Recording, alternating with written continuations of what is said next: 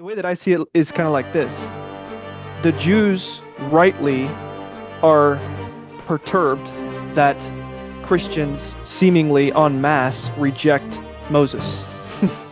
And Christians are perturbed that Jews en masse seem to reject Messiah. And guys, look, the brotherly love between Moses and Messiah, you could say, is really where the sweet spot is for all of us. What gets weaved into here is the insidious doctrine of the priesthood of all believers. Right. I mean, it's sort of like that sort of idea reading back into this passage as if Ezekiel was sort of foreshadowing this thing where, in like prophetically speaking about all Israel being able to enter into the sanctuary. This is hogwash, people. Right. You just the have law. to, yep. You're deliberately disobeying the law of Moses if you're thinking that a common Israelite, non-Levitical priest could just go into the sanctuary and that this is something about being in covenant with God. No, this is keeping charge of the holy things in the sanctuary.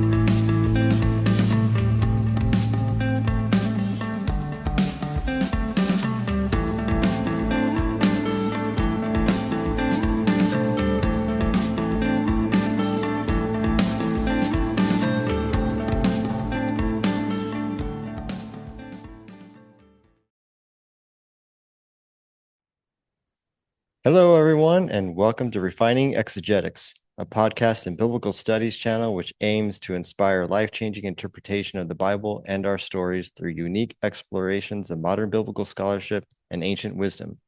I'm your host, Jared Kasperi.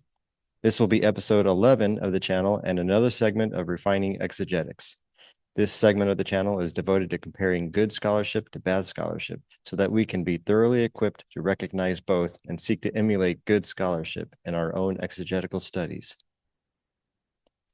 In this episode, I'm joined again by my good friend, Tre Brickley, and you know what that means. Yes, that's right. We are going to be discussing Paul within Judaism, Paul and the law, works of law, and we are going to be stepping on some theological toes for sure.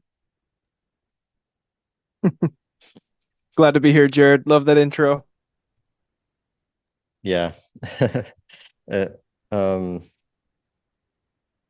preview or as a summary of what we'll be covering, we're going to be definitely covering a few topics that are hot topics even among those who have a pronomian view of the New Testament, pronomian view of Jesus and his apostles, and or particularly Paul. And what we're going to be diving into first off is the subject of circumcision. This is a hot topic, not just among Messianic, the Messianic movement at large, but also, I mean, just among Jews. It's one of those topics like Isaiah 53 that the Christian movement and the Jewish movement had a lot of feedback loops going on. And so what I mean by that is circumcision became something that was leveraged by both sides in order to create this partition between the growing Christian movement and and Judaism at large.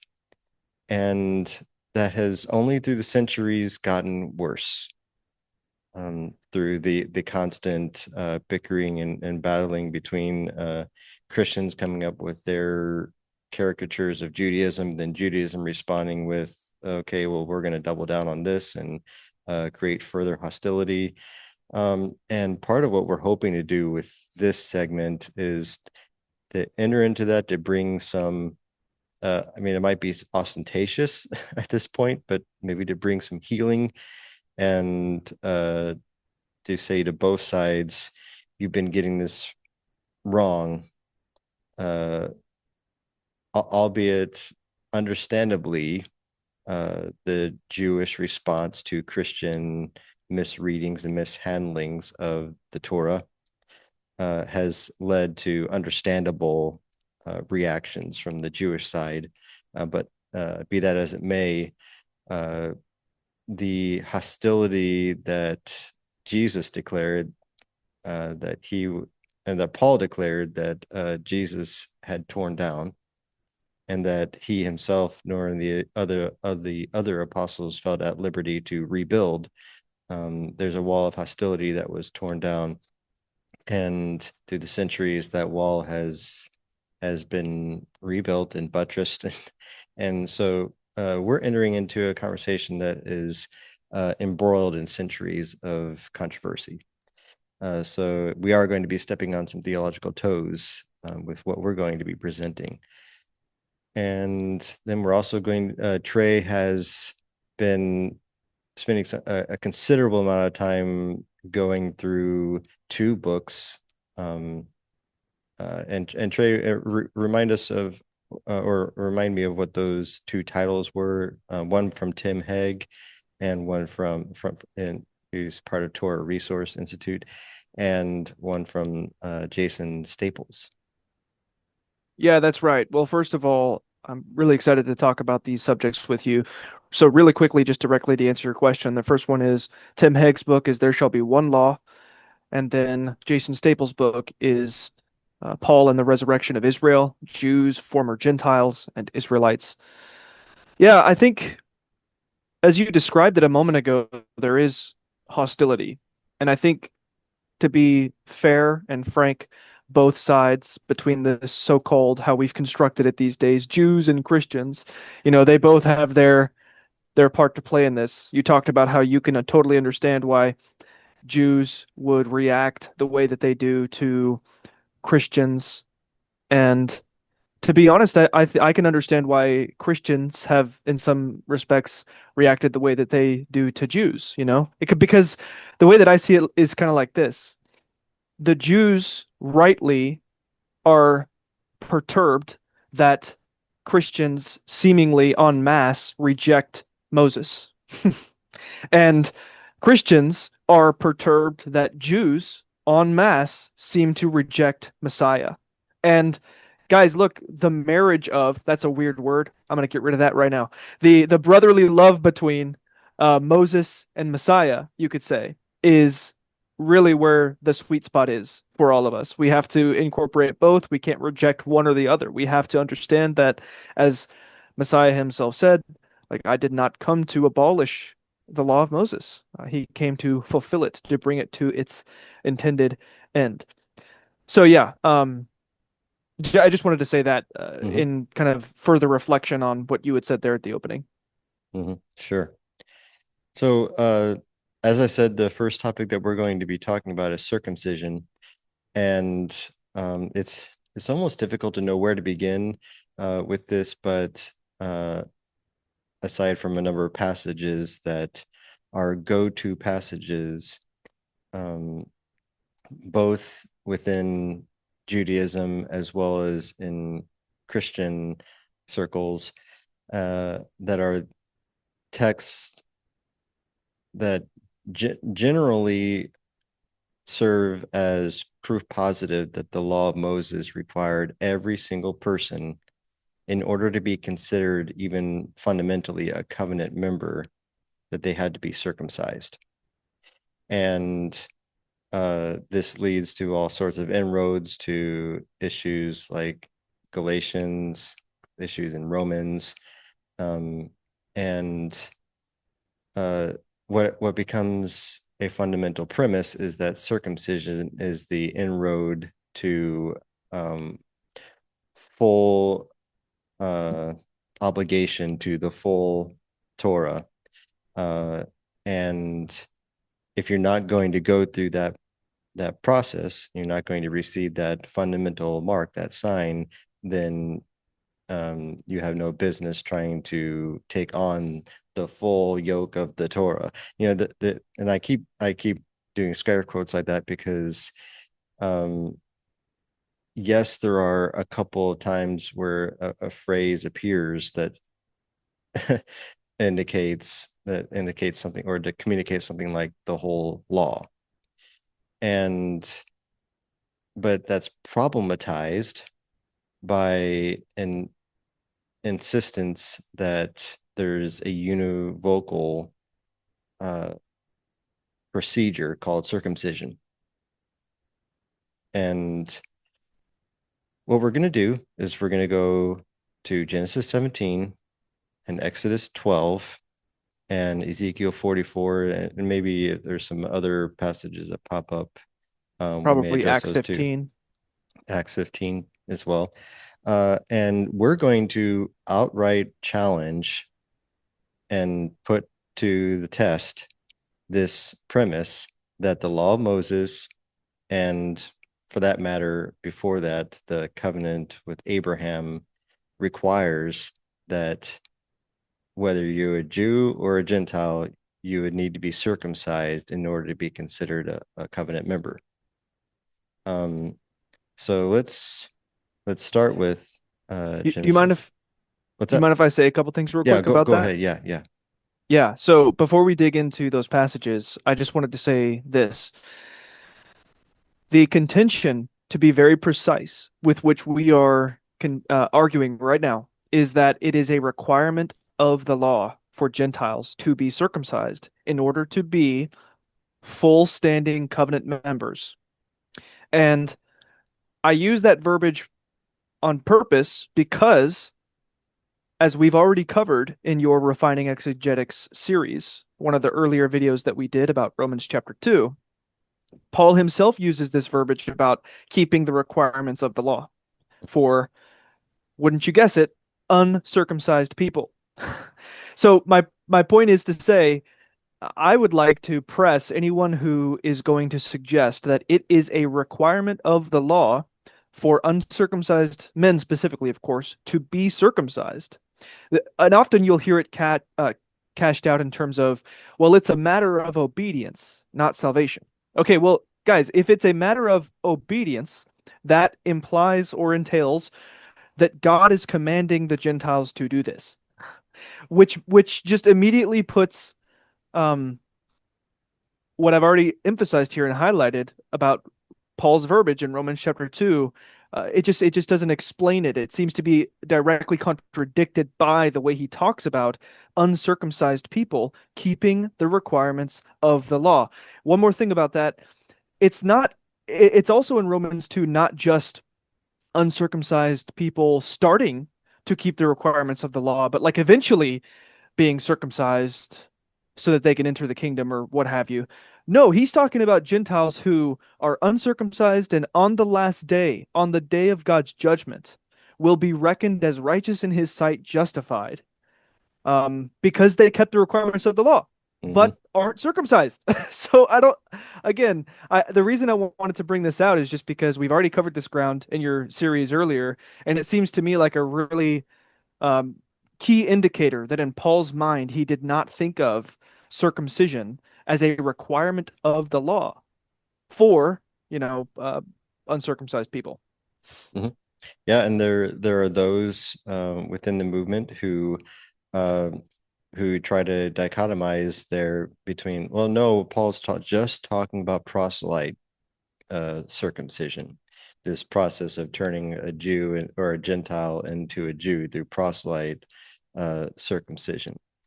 But that's not talking about the commandment in the law of Moses. That will eventually come, but what Paul is talking about in Romans 2 and in 1 Corinthians 7 is just proselyte conversion. It's like, again, Romans 2 brings in eschatological judgment, Exactly. talking about an uncircumcised Gentile standing in judgment to condemn the circumcised Jew who transgresses the law. Right. And it's worse than that. It's Yeah. worse than that for the person who would take the tack that you just said, because we're using this phrase uncircumcised in English, but in Greek, it literally means the foreskinned. Mhm. It doesn't mean, somebody who hasn't gone through some particular circumcision ritual necessarily. The Greek word term used literally just means the foreskinned. Mhm. So get this through our heads, guys. It's somebody standing on the day of judgment who is foreskinned, who is standing in judgment against someone who is not foreskinned, but the foreskinned person kept the requirements of the law, and the person who is not foreskinned did not. Like that's the picture that Paul has in view in Romans Mhm. chapter 2. Yep. And Romans chapter 3, God is the God of only the circumcised? No, God is the God of also the uncircumcised. So it's there's a back to back double whammies there against Mm, that view. But yeah, exactly. thank you for alluding back to our previous studies. Romans 2 is very important uh, in uh, in testing this notion, this premise. Mm, So I'm going to go ahead and um, yeah, I think I'll go ahead and bring up Genesis 17 here. All right. So the crucial part starts in verse 9 here. And God said to Abraham, "As for you, you shall keep my covenant, you and your offspring after you, throughout their generations. This is my covenant which you shall keep between me and you and your offspring after you. Every male among you shall be circumcised." Most people just stop right there. Um, mm, the people who don't pay attention to this and who are really just through no fault of their own, mostly are just regurgitating the things that they've heard about this passage. And they latch right. on to these phrases like every male among you shall be circumcised. Um, and we don't bother with going through how God actually um, limits that list.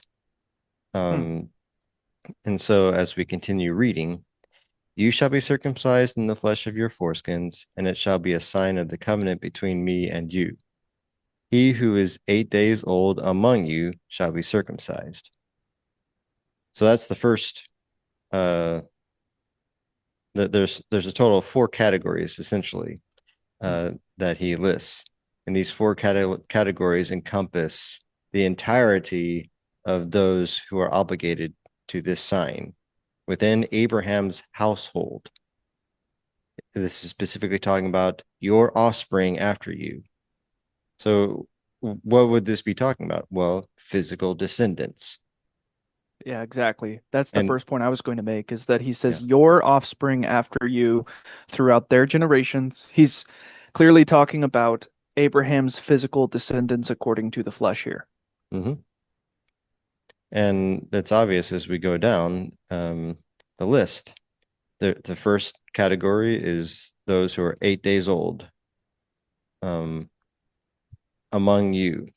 Again, we're talking about offspring. Hmm.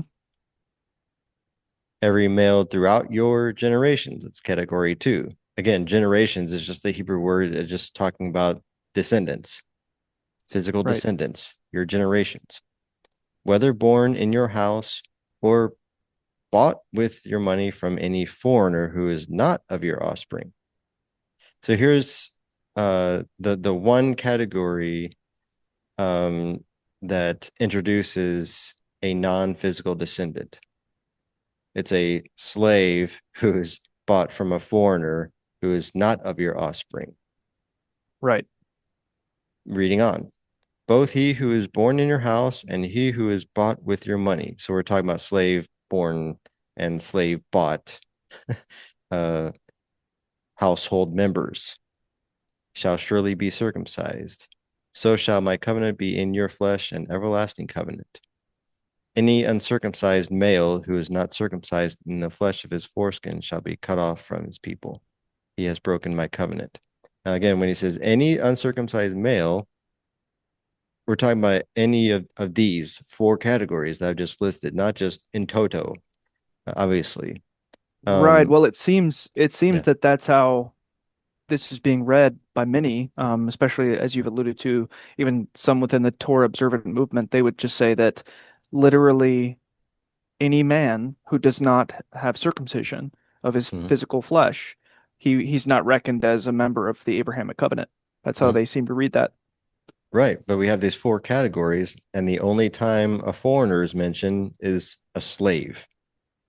A slave who is acquired either through birth from a slave, a servant who is born in the household, or one who is bought from a foreigner. This is not a physical offspring. This is the only time a non-physical Abrahamic offspring is listed, and it's a slave, a bought slave. So, what does this tell us?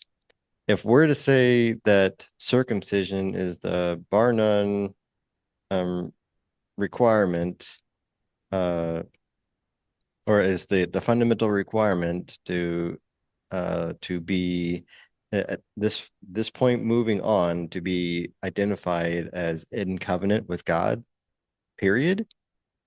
The only foreigner that has this option is a slave. The only hope of salvation for a Gentile is that they happen to be bought as a slave into a descendant of Abraham's Yeah, household.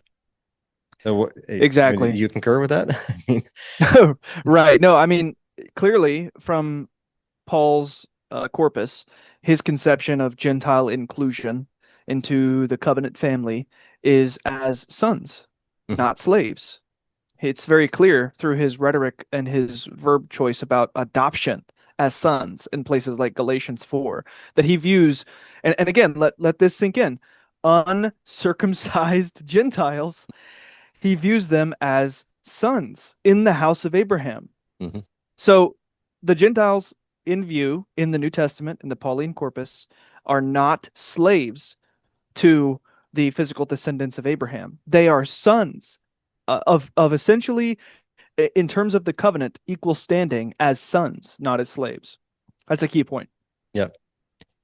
Yeah, there's 2 points that come up in Galatians that we could talk maybe a little bit more about as we go along. I think it'll inevitably come up even with the other topics that we're going to be discussing. Is one, if people within the pronomian movement who keep touting this premise about circumcision being commanded in the law of Moses for anybody, and to say that, well, no, it's not about entrance into the family, but eventually, yes, you need to be obedient. It's a matter of obedience to be perfected in your discipleship, kind of idea. Well, Paul in Galatians 3 says, having begun in the spirit, are you now being perfected in the flesh? He's talking about uncircumcised Galatians who are seeking to be circumcised, and we'll find out um, it's through the compelling of a group who are probably going back to this section of Genesis 17 to Yep, this covenant, and Paul is going to characterize what these Gentiles would become through that process as slaves. There's a reason, exactly. folks. There's a reason why Exactly. Paul characterizes what they would become uh, in contrast to what he's already calling them. If you began in the spirit and you continue in the spirit, you're sons of Abraham. But if you go through this thing, you're doing exactly what they want you. They want to compel you to go through obedience to Genesis 17, which is to be a slave. Right. And And and so go y- ahead. Yeah. you had that quote from Galatians 3 about having begun in the spirit, are you going to be perfected according to the flesh? Another one specifically relevant to this issue of slavery is Galatians 4:7, where he says, so you, and he's talking about the uncircumcised Gentiles here, you are no longer a slave, but a son. Hmm. And if a son, then also an heir. And so, yeah, you said that Paul's interlocutors are probably basing what they're saying on Genesis 17, and I'm looking at this especially with the things that Paul is saying in Galatians, and I'm thinking, no, most definitely this is what they're talking about because of the way he's distinguishing between sons and slaves. He seems to be engaged with an argument directly about this passage we're looking at right now in Galatians. Hmm. Yep. And let's just I want to stop sharing because I mean, so that's Genesis 17, folks. That is the passage. That is fundamentally the passage that people who teach this doctrine go to. That's what they base it off of, and I think we've conclusively shown that the only Gentile, the only foreigner that was under obligation in that covenant given to Abraham and to his offspring are those who would be household slaves. The background to this, just a quick note, background is that if Abraham or one of his descendants in his household uh, acquire a slave, even one from outside, particularly one from outside from a foreigner, uh, it's a household servant. This isn't just like, okay, he lives in this shack over there, just and he kind of owns his own little thing, and he's just like this disconnected servant. No, he's part of a household, and being part of a household means you're obligated to the the how should I say the stipulations of being a household member. A The way servant of was, life. yeah, a servant was no less a household member essentially than a son or a daughter for that matter. They were incorporated fully into the dynamics of the household.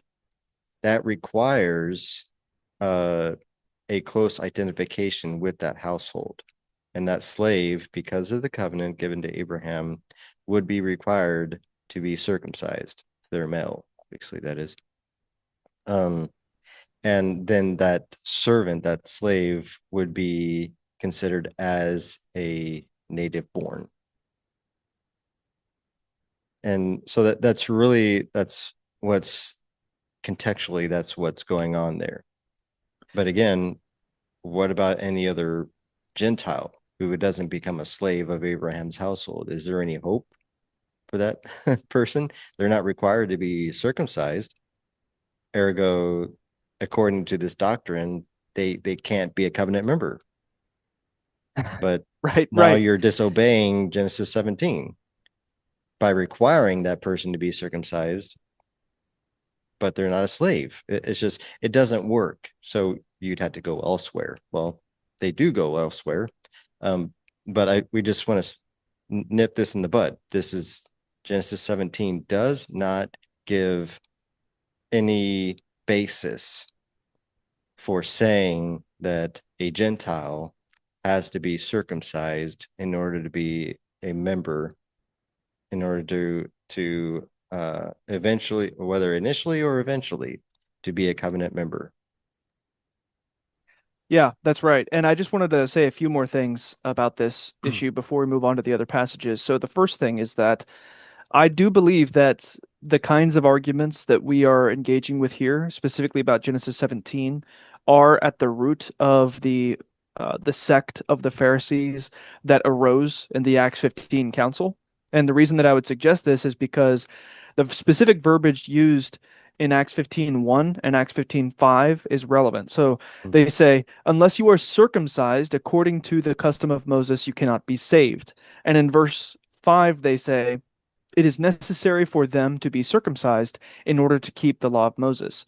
So they're appealing to what they view to be what in the law of Moses, the Torah, suggests what they believe, which is Mhm. that in order to be saved, Gentiles need to be circumcised. Now, a quick note on that Greek word sozo. So sozo is often translated save. It can also mean keep, Mhm. or so in other Preserved. words, preserved, to be kept or preserved. And so the reason why I think this is important is because notice the punishment, if you will, or the consequence of not being circumcised in Genesis chapter 17. It's being cut off. Mhm. Okay. So I think that the point is they're appealing to that statement in Genesis 17 about the one who is not circumcised as being cut off. That's the root of their idea that unless you're circumcised, you will not be kept. You will not Mhm. be preserved. You will not be reckoned as one of the people that is the recipient of God's salvific favor, if you Mhm. will. So, yeah, I think it's pretty plain that the people with whom the apostles were arguing are making the same arguments Mhm. that the the well-intentioned, I'm sure, brothers and sisters here in the Torah Observant movement and elsewhere are making. They might nuance it a little bit more, but I think that it's essentially they're appealing at least to the same texts. That's the point that I'm trying Mhm. to make. One more thing. Guys, let's zoom out a little bit and think about the narrative that surrounds Genesis 17. Let's think. Is Abraham and his household, is that the only family in the world at this point in time that is, you could say, being saved? Sorry to float some, this is just burst some bubbles here, but the answer is no. Like Mhm. because we know this for a fact because of Genesis 14, where Abraham has this encounter with this mysterious figure named Melchizedek. In fact, pays him tithes. He's a priest according to the text of the Most High God. That's Yahweh, and he's not a member of the family of Abraham. So he is not a member of the family of Abraham. Um, but he is a priest of the Most High God. Mhm. Okay, so clearly not you clearly do not need to be in the physical household of Abraham subject to the covenant sign of circumcision in order to have a relationship with the Most High God. So I just want to put that on the table as well. Right. And we also need um to bring in all the data points from Paul's own arguments in Romans 4, Galatians 3, where he situates the sonship of Gentiles, locates it conceptually to Abraham before he was circumcised, the righteousness and the faithfulness of Abraham before he was circumcised. Um, that I mean, I don't know what else you can do with that than to say, I mean, unless at some there would have been at least one point, just even one instance in Paul's whole argumentation surrounding Abraham where he would have been like, uh, his righteousness was reckoned to him as his faithfulness, his obedience was reckoned to him as righteousness before he was circumcised. That's Paul's point. So, ergo, Gentiles are accepted in God's family before without circumcision, as long as they're walking in the footsteps of Abraham's faith that he demonstrated before he was circumcised. But they eventually need to be circumcised. Somewhere he would have had to say something like that, but he doesn't. He doesn't, and he doesn't leave it open ended. He just says no. They're heirs according to the promise. What was the promise? Did the promise come before or after he was circumcised? Before. And so he's going to be a father of many nations who are not circumcised, period. That's So right. And it also just kind of makes the argument there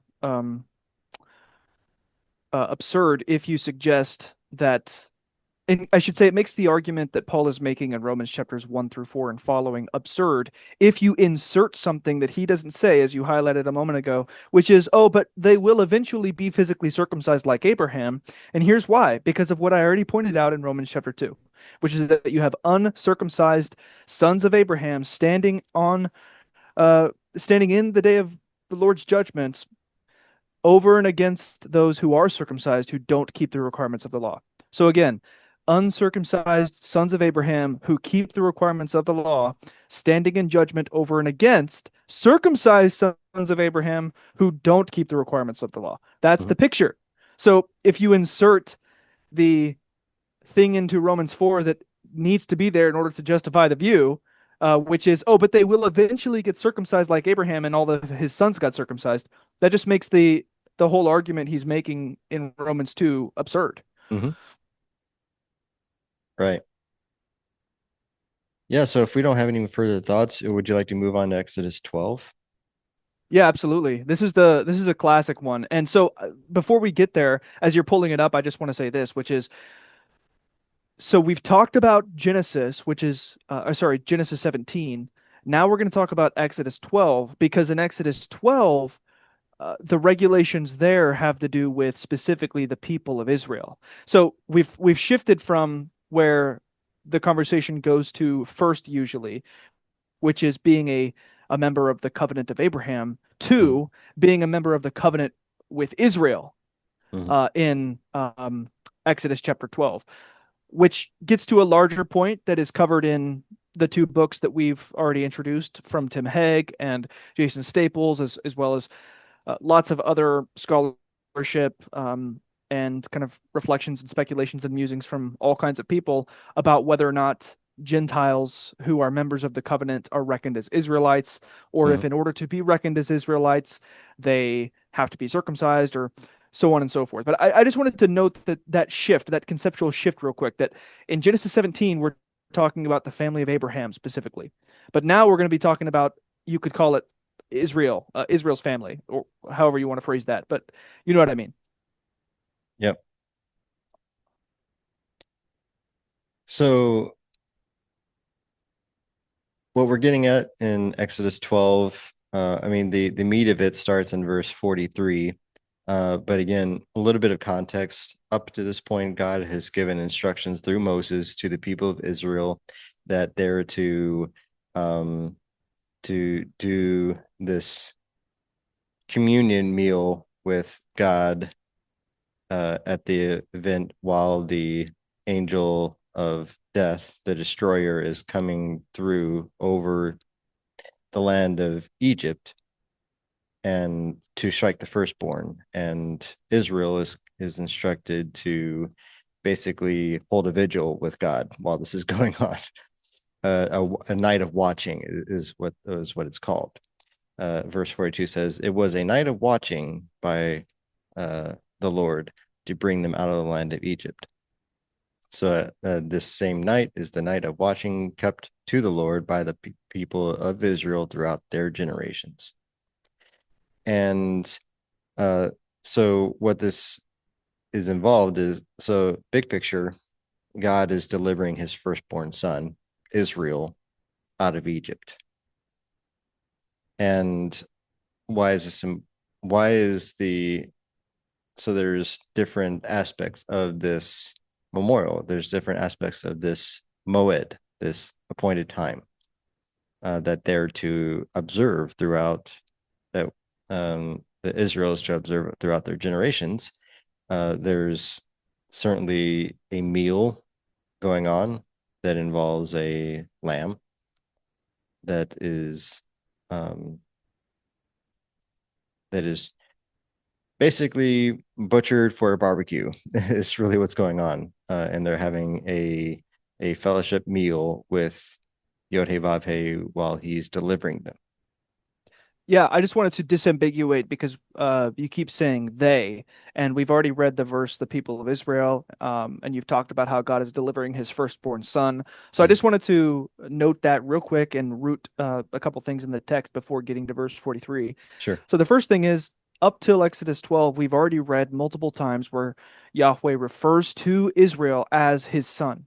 And I believe even explicitly uses the notion of firstborn. Isn't that correct? Yes. Or am I? Yeah. Yeah, yeah. So he's explicitly talks about Israel being his firstborn in Exodus up until this point. Mhm. So then notice in verse 37, it says, "The people of Israel journeyed from Ramses to Sukkot, about 600,000 men on foot, besides women and children." Okay, so the people of Israel, and then there's a number, 600,000 men on foot, besides women and children. Mhm. Then it says, "A mixed multitude also went up with them." Mhm. Okay, who's the them? That's the people of Israel. A mixed multitude also went up with them, and Mhm. very much livestock, both flocks and herds. The reason that I highlight this is because I've heard a lot of people talk about the mixed multitude, especially within the pro Torah movement, as if it refers to the people of Israel, and it's saying the people of Israel was a mixed multitude. And it's like, well, okay, in one sense that's true, but that's not what is being said here. What's being said is that there's the people of Israel, which has a specific number, and then there's this other group, which is called a mixed multitude that went out of Egypt with the people of Israel. And Mhm. that's key because, well, just to make the point plain, the mixed multitude here is not the people of Israel. So the people of Israel is the firstborn son, and then there's a mixed multitude that comes out of Egypt with the firstborn son. Right. Okay? Yeah, and also a data point to bring in to uh, where we're at here in Exodus 12 is that we've already established that there's four categories of circumcision that delineates who is to be circumcised. So those circumcised are physical descendants of Abraham, and that covenant is passed through Isaac and Jacob. So what we have is a covenant sign of physical descendants of Abraham, Isaac, and Jacob, and household slaves that are to be would um, contextually be included in that. Now, we don't have any indication that Israel is full of household slaves. I mean, we just don't, the text doesn't give us information like that. There's no data point to suggest that there's a significant amount of household slaves that are also circumcised here. It's just, we're just carrying forward the categories that we have up to this point. Nothing else is said in terms of who are to be circumcised other than what we have in that data point that we're bringing forward to this point. And we're extrapolating and to say, okay, the people of Israel, when it says in verse 37, and the people of Israel, we're talking about physical descendants of Abraham, Isaac, and Jacob. We're not just talking about descendants of Abraham. No, Abraham, Exactly. Isaac, and Jacob. That's who the patriarchs are up to this point and who have carried that covenant sign. So, ergo, circumcision, those who are circumcised are a sign of God's firstborn son. And the people of Israel is disambiguated from a mixed multitude that also goes up with them. So, we're just putting two and two together here and and saying that It- this mixed multitude are not circumcised people. well, They just come up exactly. with Israel. Right. And so the crucial claim that some will make is that, well, this mixed multitude was household slaves and therefore needed to be circumcised. But that, first of all, what I would point out is that actually militates against the passage we're about to read and discuss. Mhm. Because if that were true, and they were household slaves who needed to be circumcised, then what we're about to read would not have needed to be written. Number one. Exactly. Um, but then number two, to act as if they are household slaves is actually disconfirmed by the rest of the Exodus narrative and the rest of the Torah, which very explicitly and repeatedly states that these people are not to be treated as slaves. They're to be treated um, as if they were, but while not being native born. So and the explicit Yeah. reason given for why they're to be treated this way is because you once were slaves. Mhm. In other words, don't treat these people like slaves. So, so to conclude then that these people, the mixed multitude, the people who are dwelling with the people of Israel, are slaves or are to be treated like slaves. I mean, I don't know how much more clearly you can get that they aren't, and they aren't to be treated that way. That's a very good point. Yeah, I appreciate you bringing that up. All right. So now, as Trey said, as we've disambiguated that, verse 43 says, "And the Lord said to Moses and Aaron, this is a statute, the statute of the Passover, Pesach. No foreigner shall eat of it." So this is the introduction of the instruction concerning that would be concerning foreigners, and we need to understand that the word foreigner here is gur, is the Hebrew gur, which is typical. What we're describing here is a non-Israelite who is dwelling with Israel, who is attached with Israel, and we're connecting this with verse 38, a mixed multitude. There's a mixed multitude of people who are coming up out of Egypt with Israel. Essentially, they're dwelling with Israel. So that's it. And I like Trey how you would term this word as a dweller. Yeah, exactly. Because that's how the phrase is used repeatedly in Tanakh is the ger who dwells in your midst. Yeah. And there's a lot of kind of weird ways in which ger is translated. You'll get like you have here foreigner, or you have stranger, or or or even alien. yeah, alien. But I just think that the most basic notion here, and the reason that I say that is just it's somebody who dwells in your midst. Mhm. So as, I've just as distinguished from a nakar. yeah, There's exactly. another Hebrew word that often gets translated as foreigner, stranger, but we had to disambiguate this a little because a nakar is not a dweller. A nakar is a foreigner who is just happens to be there, maybe passing through, but has no connection otherwise with the people of Israel. Yeah, exactly. So no foreigner, no dweller shall eat of it. That is nobody of the mixed multitude that I just mentioned. Right? Mhm. Go up 5 verses. They can't eat of it. Okay? Yep. Moving on. But every slave that is bought for money may eat of it after you have circumcised him. And here we go. We're going back to Genesis 17. This is just a reiteration of the categories of those who need to be circumcised. Well, a slave would need to be circumcised because, well, if you forgot Israel, you need to circumcise the slave that you bought with money from a foreigner. Right, He would per need to be Genesis 17. circumcised because he's part of your household. So don't forget that, Israel. And That's notice all the that's saying. distinction there. No, Mhm. notice the distinction between the ger in general and the slave. Right? So not all ger are slaves. Like Mhm. let's get this clear. Yep. For all intents and purposes, a slave in a household, again, would be considered as a full member, for all intents and purposes, a physical descendant. When they're circumcised, they receive and take upon not only the obligations, but also the blessings of being a household member. They could own property, they could do those normal commerce type things within as a member of the household. So we Yeah, get thanks for to, that. yeah, That's go really ahead. important because I think when some people hear this, when we use the word slave, we're just going to immediately be Yeah. inundated with our modern conceptions of slavery based on American history and so on. And that's just not really what's going on with Hmm. uh, the concept of slavery in Tanakh, especially in cases like this. As you said, it's Yep. more of a household servant. Hmm. Indeed. So verse 45, no foreigner or hired worker may eat of it. It shall be eaten in one house. You shall not take any of the flesh outside the house.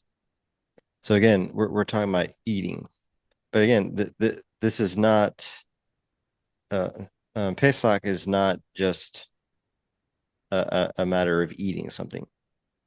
We're commemorating the this whole appointed time is to commemorate the redemption of God's firstborn out of Egypt.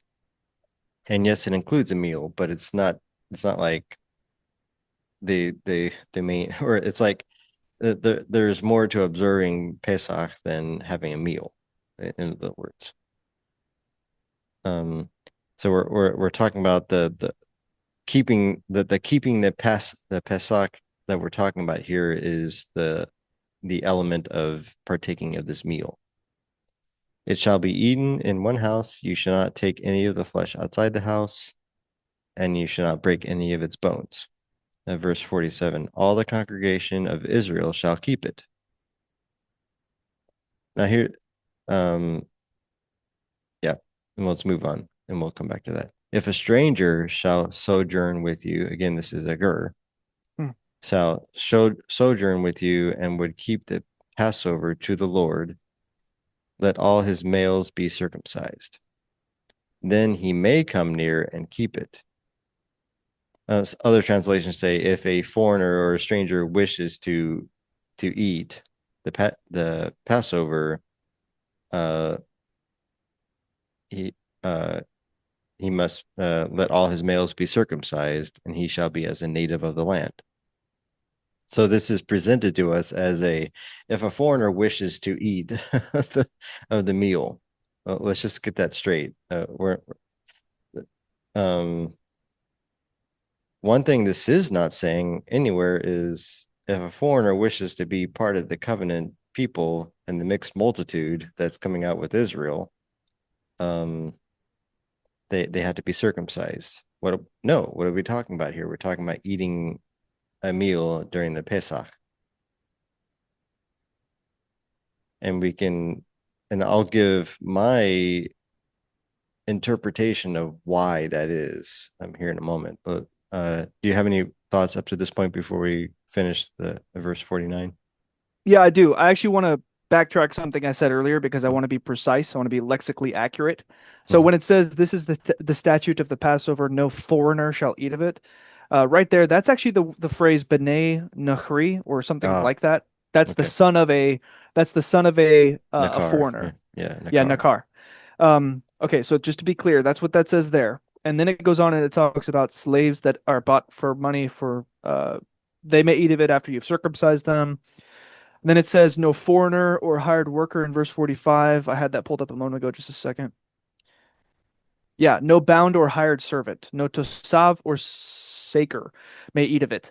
And then it says it shall be eaten in one house, you shall not take any of the animal outside, no break its bone. Then it says the whole congregation of Israel, the whole adat of Israel, the whole congregation of Israel shall do this. Mm-hmm. Then it says, verse 48, if a ger Mm-hmm. who resides with you wants to celebrate the Passover to Yahweh, all his males shall be circumcised. Okay, but notice what that means. That means that the ger who resides with you is not the whole congregation of it is not Mm-hmm. reckoned here as a member of the whole congregation of Israel. Okay, verse 47. Just like we had earlier in verses 37, I think it was. Um, yeah, verses 37 and 38, just like we have a distinction. That's actually really convenient, the way that that works out. Mm-hmm. But 37 and 38, there's a distinction between the Israelites and the mixed multitude. In verses 47 and 48, there's a distinction between the congregation of Israel and the alien who resides with the congregation of Israel. Mm-hmm. So the whole congregation of Israel, verse 47, is commanded to observe this statute of the Pesach. But the alien, the ger who resides with the congregation of the Passover, is not so commanded. Mm-hmm. They are permitted to celebrate the Passover to the Lord. Um, and if they want to, then they are commanded to be circumcised. Yeah, that would be the critical point here. And like as I said, the uh when it comes to the stranger that is dwelling with them, no such commandment is given to them to eat the Passover. Right, that's the thing. That's the reason that I'm trying to clarify the implicit distinctions between the people of Israel, verse 37, the congregation of Israel, verse 47, and the mixed multitude, verse 38, and the stranger who dwells with you, verse 48. Because the notion that Ger or Gentiles have to are commanded to partake of the Passover is based on a conflation with the mixed multitude and the people of Israel, Mm-hmm. or the Ger who dwells among you and the congregation of Israel. No, there's the congregation of Israel, that's the people of Israel, and then there's this mixed multitude, which includes these Ger being mentioned that sojourn with the congregation slash people of Israel. Mm-hmm. Right. And so here's where I would present so granted this is not explicit in the text, but I think it's implicit in the text, just from the narrative that we've brought up to this point. The people of Israel, we identified these as physical descendants of Abraham, Isaac, and Jacob, as distinguished from a mixed multitude that comes up with them. The people of Israel are God's firstborn son. The Pesach is a memorial of the redemption of God's firstborn son, the people of Israel. That's why the people of Israel are commanded to eat the Pesach. But the mixed multitude, a stranger that's sojourning with them, are not commanded to eat it. Why? Because the Pesach is a memorial of the deliverance of God's firstborn. And the lamb, that meal portion, is between Yod He Vav He and his firstborn son. It's a fellowship meal Right. to And commemorate that. So why would God command a sojourner who is not God's firstborn to to be obligated to eat of that meal? Because he's not a firstborn. So ergo, exactly. circumcision is the sign of the firstborn. Eating the Pesach meal is a memorial to the firstborn. Therefore, a stranger who would presume to take it upon himself to eat that meal is breaking the commandment because they're not a firstborn son.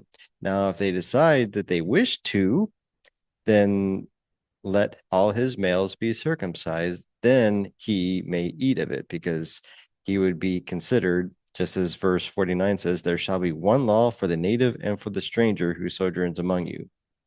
That stranger who sojourns among you, if he wishes to eat the memorial portion, let him be circumcised, then he'll be treated as a native born, as a firstborn. Yeah, exactly. And I just want to highlight that we're zeroing in on this passage as we should, but let's not forget the context. The context is the Passover.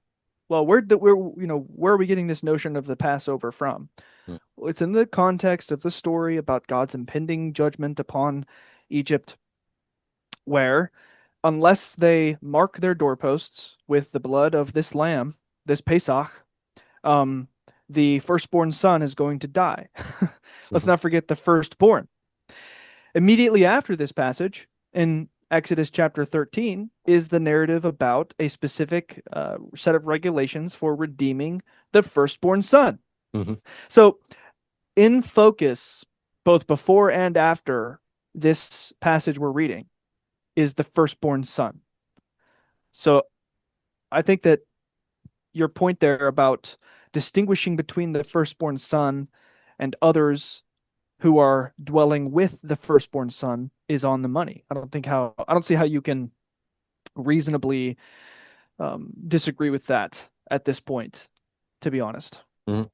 The and so with that explained, I imagine for those who hold this doctrine that we're challenging, a critical question comes up is Well, Jesus is our Passover, and both Jews and Gentiles are supposed to, uh, well, I don't know exactly how they would put it. They might put it different ways. Like, well, we're supposed to observe the sacrifice of Jesus, um, and well, certainly then that brings into the sort of the complex question of, well, can we even actually really observe the Pesach today? Um, can we actually fulfill that mitzvah, of keeping the Pesach? um, oh, and to say nothing of the issue of being in the land of Israel or outside the land of Israel. Some pronomians believe that, well, yeah, we can completely observe the Pesach even when we're outside the land of Israel, because it's more of this kind of spiritual, thing. Then there's those like, no, you can't legitimately observe the Pesach in or out of Israel because we don't have a lamb to um, Hmm. and then there's some who would say, no, we can legitimately do that. I've got a lamb right here, and let's do it. Yeah. So there's a complex issue that arises Yeah. here of that involves things like halakha, Hmm. um,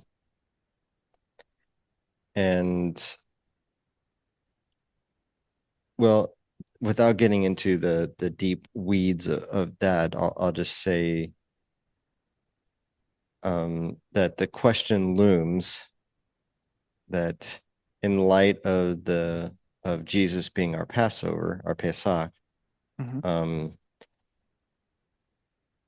how can how could we legitimately hold that certainly the Pesach regulation here is a statute for all their generations. How could we non-Israelites, non-Jews, um, partake of the Pesach and Jesus unless we're circumcised? So um, I'm just throwing that out there. Yeah. Well, I'll just share a couple thoughts about that. I mean, so just to extend this through the scriptures a little bit.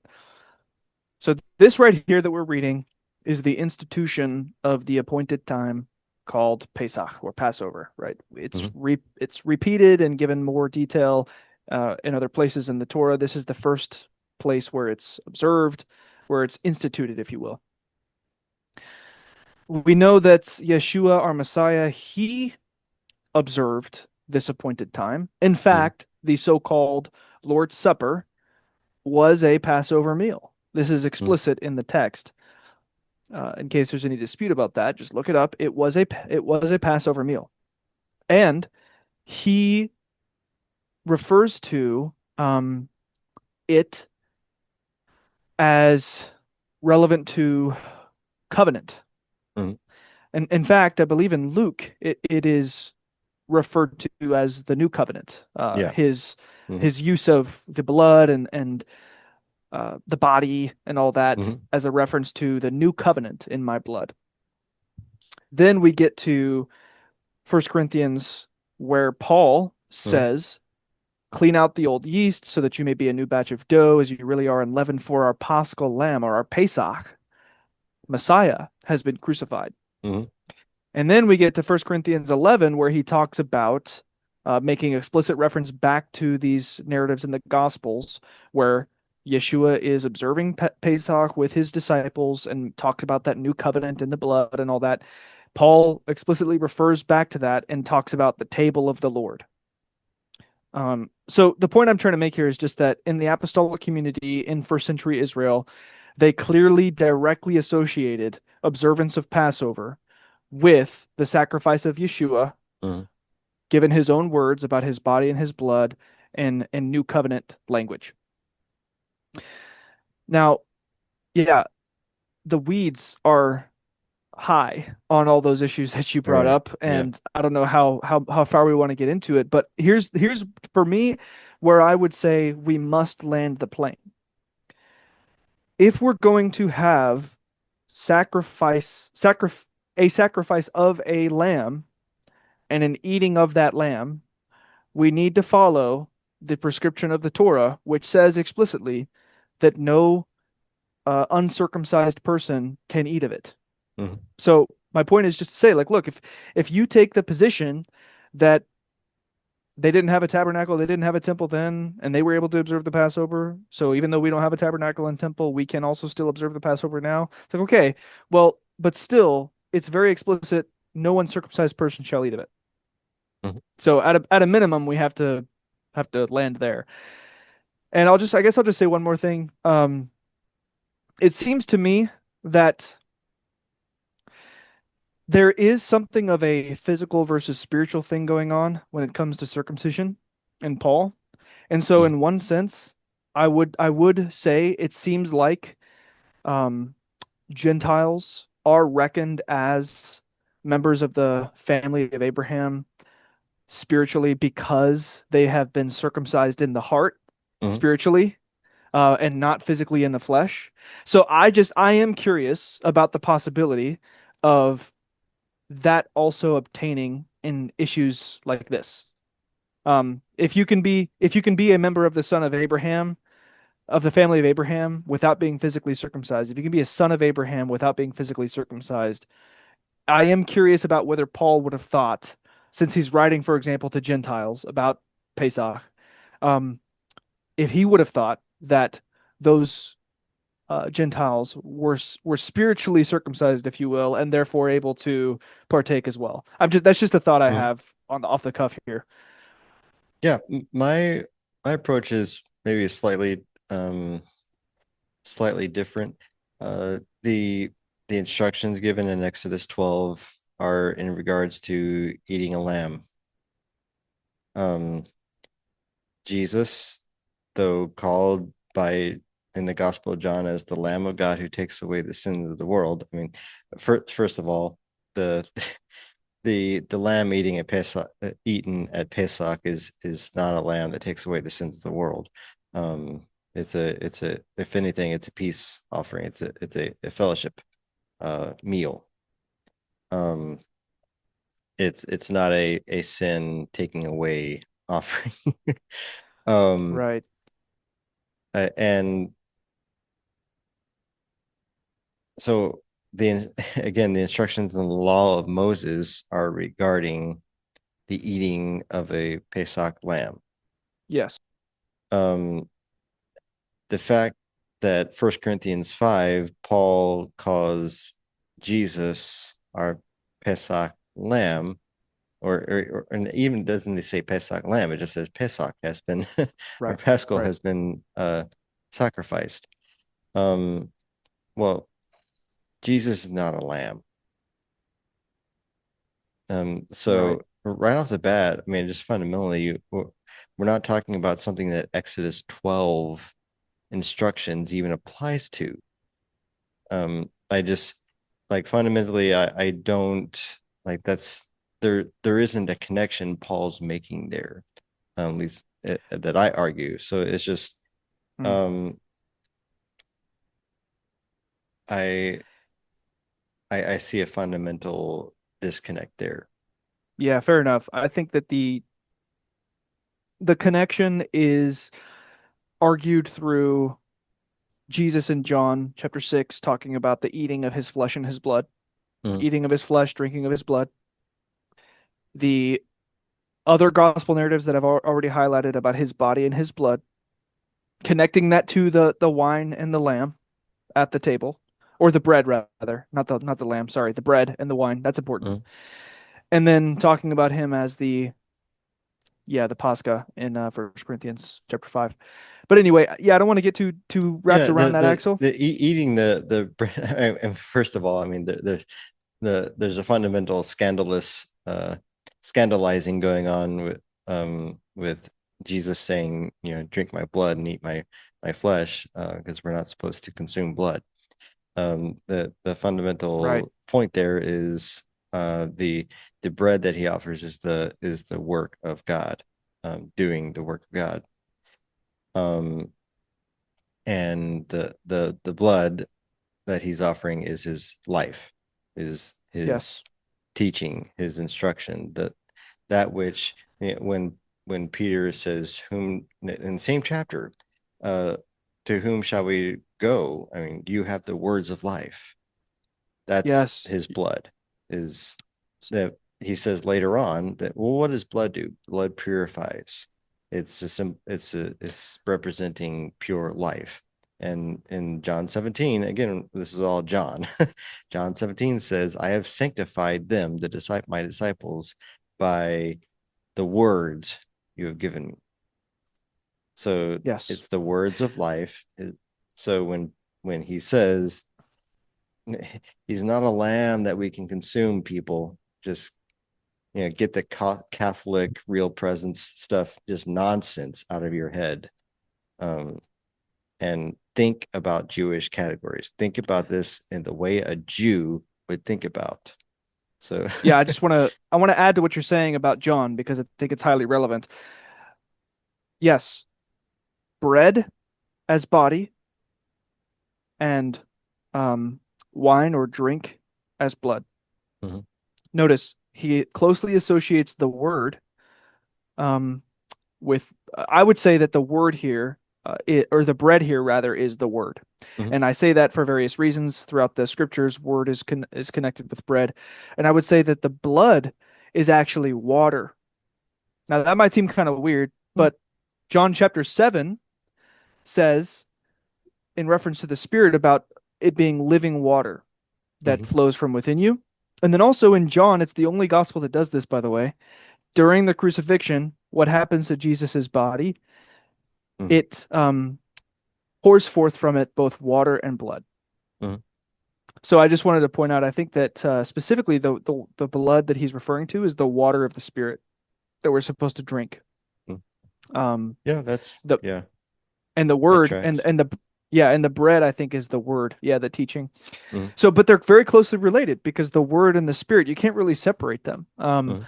But they're distinguishable, but they're not really distinct. So, anyway, Mhm. yeah, moving back to circumcision. Yep. So would you like to go ahead and move to Ezekiel 44?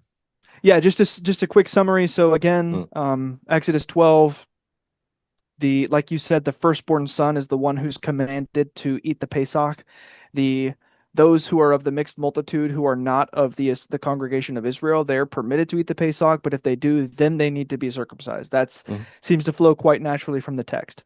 All right, so we've talked about Genesis 17, Abraham's family, the firstborn son of his Exodus 12. Now here's Ezekiel 44, which also has been brought up actually recently for both of us in discussions with other pronomian brothers who would suggest that um, in the eschaton, in terms of what in the future will be the case, no Mhm. uncircumcised person will have a certain covenantal status in the eyes of the Lord.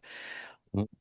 And we're gonna Yeah. we're gonna talk about that. But again, I want to foot stomp. We've already talked about Romans chapter 2, which envisions in the eschaton uncircumcised people, non a foreskinned people that is, standing in judgment as righteous in God's sight, justified on the day of His judgment because they keep the requirements of the law.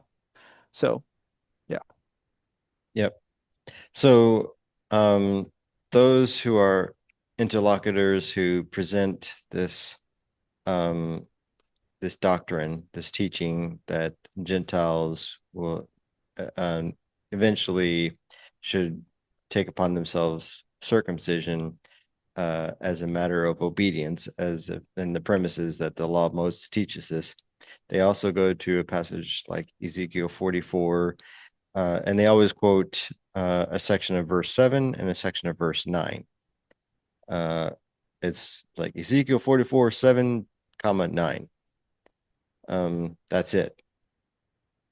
So, well, let's read verse 7. In admitting foreigners uncircumcised in heart and flesh to be in my sanctuary, profaning my temple. So they usually stop there. Okay, verse 9. Thus says the Lord God, no foreigner, uncircumcised in heart and flesh, of all the foreigners who are among the people of Israel, shall enter my sanctuary. Stop. And that's the proof. That's portion of verse 7 and then all of verse 9. And Right. and the doctrine says, well, only circumcised people can enter my sanctuary. Well, enter my sanctuary is equivalent to being covenant member. Mm.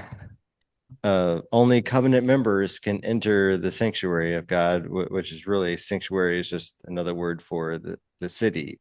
In other words, the the the the land of Israel, or the um it's conflated with a larger category than just sanctuary. Sanctuary, just to this doctrine, is just a term that is really just equivalent Yeah. to being in the land. Yeah, it's the Hebrew word. Um, looks like mikdasi, and it means sanctuary. It means sacred place. That's literally what it refers to. Yeah, Or I the think holy I think it's actually let me pull it up here. Let me confirm here. mikdash. Yeah. Um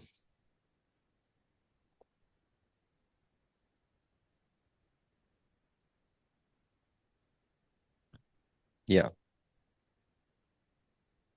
So this would be a component of, say, the Mishkan, the E- tabernacle. exactly. Um Well, he goes on to say immediately after that, my temple, my bait, my dwelling mhm, place, my house, mhm. which elsewhere refers to the temple. Yeah. That place where, where he dwells. Yes. Um so um let's get a little context. Yeah. It's baffling to me that the people who harp on context literally just take a portion of verse 7 and then all of 9, skipping everything else, and say, oh, Right. this is a proof text to say that only those who are circumcised in heart and flesh can be a member of God's covenant people.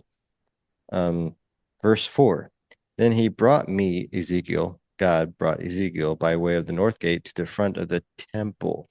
And I looked, and behold, the glory of the Lord filled the temple of the Lord. And I Hmm. fell on my face. And the Lord said to me, Son of man, mark well, see with your eyes, and hear with your ears all that I shall tell you concerning all the statutes of the temple of the Hmm. Lord and all its laws. And mark well the entrance to the temple and all the Hmm. exits from the sanctuary, and say to the Same rebellious words. Same and words. say Mark well the to, entrances. yeah. Yeah. Mark well the entrances to the Bait, the temple, right? And the Mm-hmm. exits of the Mikdash, the sanctuary of the temple. Yes. Mm-hmm. Continue. And say to rebellious house, to the house of Israel, thus says the Lord God, O house of Israel, enough of your abominations. Now we get to the part that's quoted. And admitting foreigners, uncircumcised in heart and flesh, to be in my sanctuary, Mikdash, profaning my temple. When you offer to me my food, the fat and the blood. Now, think about it. When and where are people offering food and fat and blood? Right. Inside the temple, Inside the at the temple. altar. And who Trey, remind me, who are officiating those Right. things? Right. Priests. Priests, right? And not, yeah, Levitical priests. You have Exactly. broke my covenant in addition to all your abominations, and you have not kept charge of my holy things. Who keeps charge of the holy things, Trey? The Levites. Levites, right? Does a commoner in Israel keep charge of the holy things? Yeah. Not even non-Levites among the Israelites are allowed in. Right. Yeah. Not even just a common Israelite who's not a Levite doesn't keep charge of my holy things. So Right. right off the bat, we're dealing with an issue with people who are being used to keep charge of my holy things. Hmm. But you have set others to keep my charge for you in my sanctuary. So again, Trey, who are to keep, according to the law of Moses, who are to keep charge? The Levites. All right. So instead of Levites, others are keeping charge. Exactly. And these others obviously are not Levites. I mean, I feel like we have to go point by point and like look at words here because I feel like I'm It talking doesn't. to 4 year olds who I have to teach them what words are. I know, right? It doesn't even. And besides, if somebody thinks that we're off the money here, just keep reading. Thus says the Lord God: No foreigner, uncircumcised in heart and flesh, of all the foreigners who are among the people of Israel. There's that distinction, by the way. Shall enter my sanctuary, but And the but Levites. also foreigners here is not a ger. These No, aren't it's been. dwellers. It's That's no, right. it's nakar. Yes, it's right. It's the sons of the Nakar, exactly, who are among the people of Israel, shall enter my sanctuary. And then, as if the implication wasn't clear enough, it says explicitly in verse 10, but the Levites who went far from me, going astray from me after their idols, when Israel went astray, shall bear the punishment. Then, in case it wasn't clear that the problem we've been discussing is Mhm. someone other than Levites ministering in the sanctuary, he goes on to say, the Levites shall be ministers in my sanctuary, having oversight at the gates of the temple and serving in the temple. They shall slaughter the burnt offering and the sacrifice for the people, and attend to them and serve them. Yeah, and so Trey, apparently only the Levites are to be circumcised. Is Right. that what we're supposed to get from this text, people? I mean, it's um we're talking about priests. This is a priestly text. God has taken Ezekiel to the temple to look at what's going on in the temple, at Exactly. violations about who is to keep charge of holy things regarding the temple. Right. And I just want to address something that has come up before in conversations about this subject. Look, even not forget about Ger who dwell in the midst of Israel. As we said earlier, not even non-Levitical Israelites were allowed Mhm. into the temple Yeah. to offer sacrifices. So we're not even I don't know exactly how to articulate this, but it's like the issue is not just generally if you're circumcised of heart and flesh, you can enter the temple. Like, no, even circumcised people in Israel couldn't enter the temple to What do what we're gets doing weaved here. into here is the insidious doctrine of the priesthood of all believers. Right, right. Um, I mean, it's sort of like that sort of idea reading back into this passage as if Ezekiel was sort of foreshadowing this thing where, in like prophetically speaking about all Israel being able to enter into the sanctuary. This is hogwash, No, people. right. There's You just the have to, law. yep, You're deliberately disobeying the law of Moses if you're thinking that a common Israelite, non-Levitical priest could just go into the sanctuary and that this is something about being in covenant with God. No, this is yes. keeping charge of the holy things in the sanctuary. Exactly. Thank you for putting your finger on that right there, which is that if you have non-Levitical Israelites, forget about Ger. If you have Mhm. non-Levitical Israelites entering into the sanctuary, you're breaking the law of Moses because it could not be more clear that it's only Levites who are supposed to do this work. Also, to wrap around to the conversation before, if you conceive of eating the Pesach lamb in Messiah as eating the body and blood of Jesus, you're also breaking the law because you're not supposed to consume blood or humans. So, look, both of these kinds of readings just end up having you directly contradicting the law of Moses itself, which, again, let's not forget that this Messiah guy we all love and adore said he didn't come to do. Yep.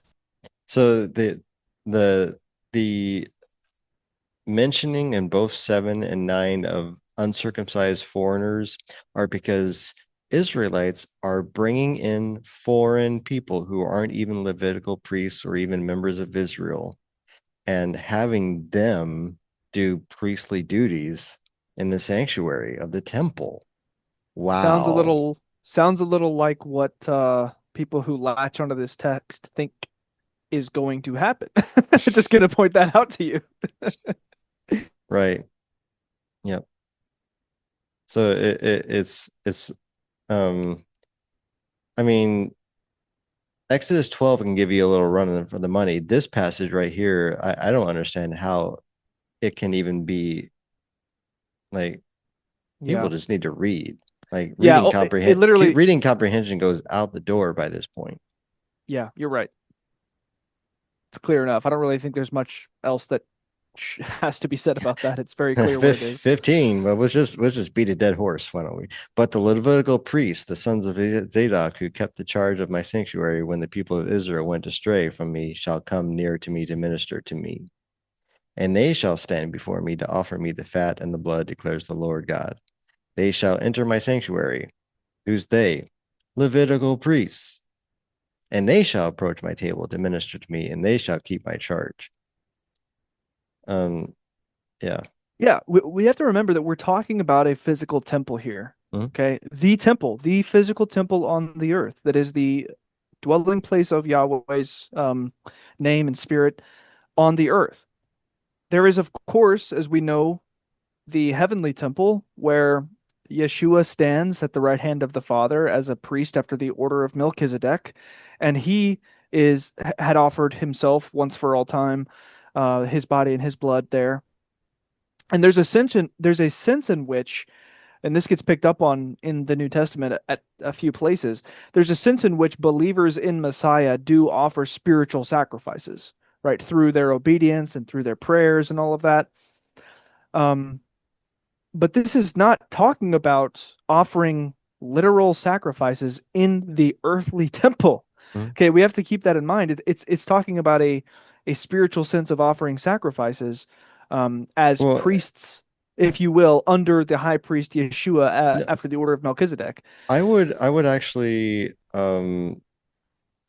make the um actually makes the point much stronger and say that no, not even in the new covenant are we believers priests, because just as a common person would offer a sacrifice, well, they'd bring it, and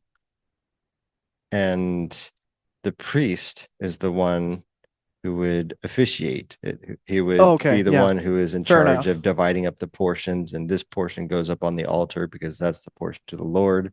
This portion gets divided up and given to the priest, and there's some more of the portions that even would be shared with the person who brings the offering. Oh, um that's a really good they're point, actually. Yeah. they're bringing offerings through the priest, and Mm, that's why we always have in the language of the New Testament that we're offering spiritual sacrifices through Jesus. He's the priest who is officiating things in the heavenly sanctuary, and when we draw near, we're offering ourselves as living sacrifices through Jesus. So yeah, Jesus good is the one good point. presenting us to the Father, and he's the one who's doing the officiating in the heavenly temple. And Yeah. no, Jesus is not doing anything with animals in the heavenly temple. Sorry, that just is not there. There's no text. You have no basis in the scriptures beyond wild speculation to talk about such things. Yeah. If that idea comes to your head, we are living sacrifices. Um, what the scriptures do say is that just as Isaac was presented as a to be a whole burnt offering. Well, Jesus um, uh, is the forerunner for us to be a high priest so that we could offer ourselves as whole burnt offerings. Well, we're not being burned on an altar, um, but he's officiating that in the sense that he's giving us the instructions of how we are um, to present ourselves before God. It's through Jesus who's the priest. Now he's sitting in the down at the right hand of the Father, and he's the one who entered into the heavenly sanctuary as the priest in the order of Melchizedek. But we don't enter into that heavenly sanctuary. We do so through Jesus. Interesting. Yeah. I guess I don't want to derail. I would just point out that Mm. he's named the high priest, which implies that there are others who are priests under him. Sure. I Those suppose are I probably suppose be ministering angels.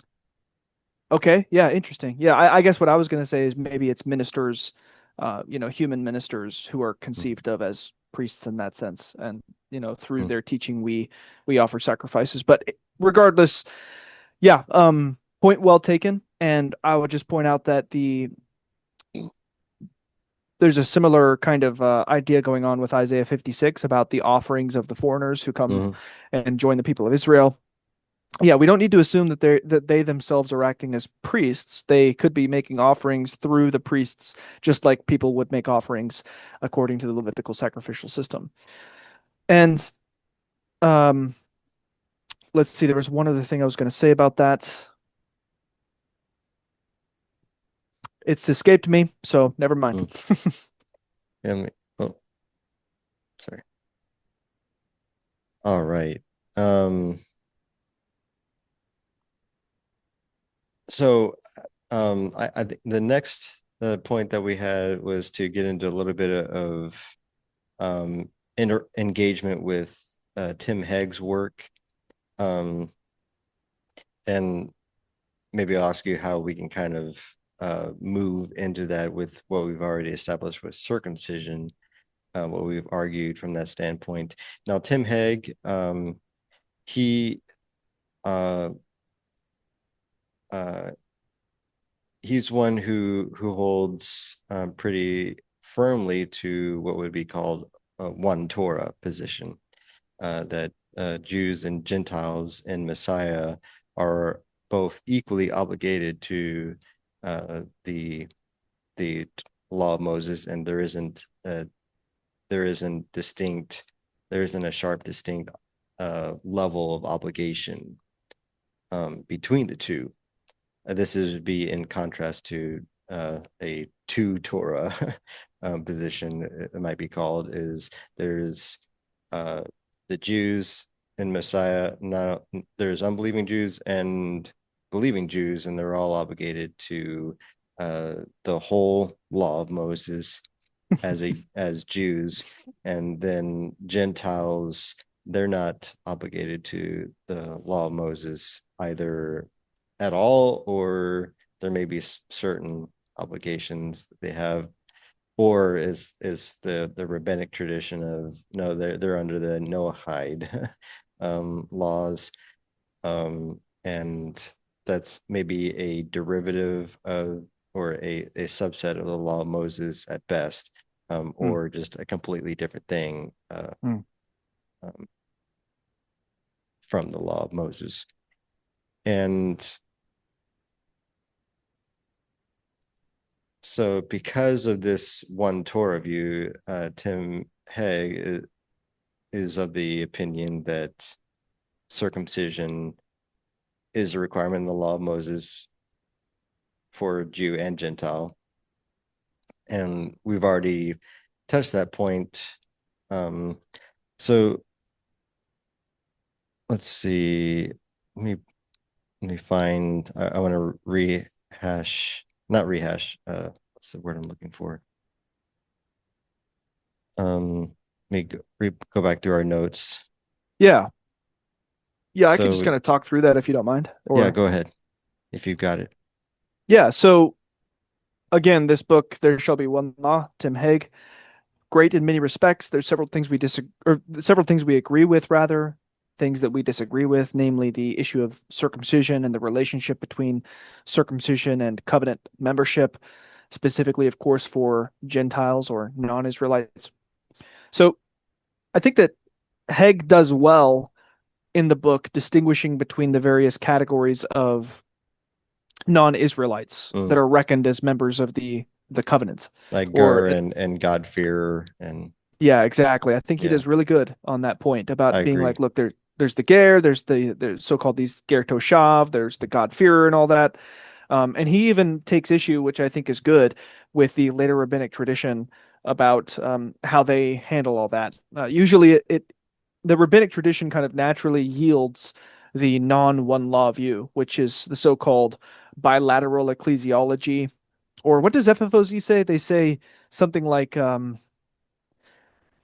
proleptic something or other. Anyway, I can't remember what it Mm, is, but essentially it's bilateral ecclesiology where you have the Jews with their obligation to quote unquote the whole Torah, and the non-Jews, the non-Israelites with their obligation to, let's just be honest, only part of the Torah, not the whole Torah.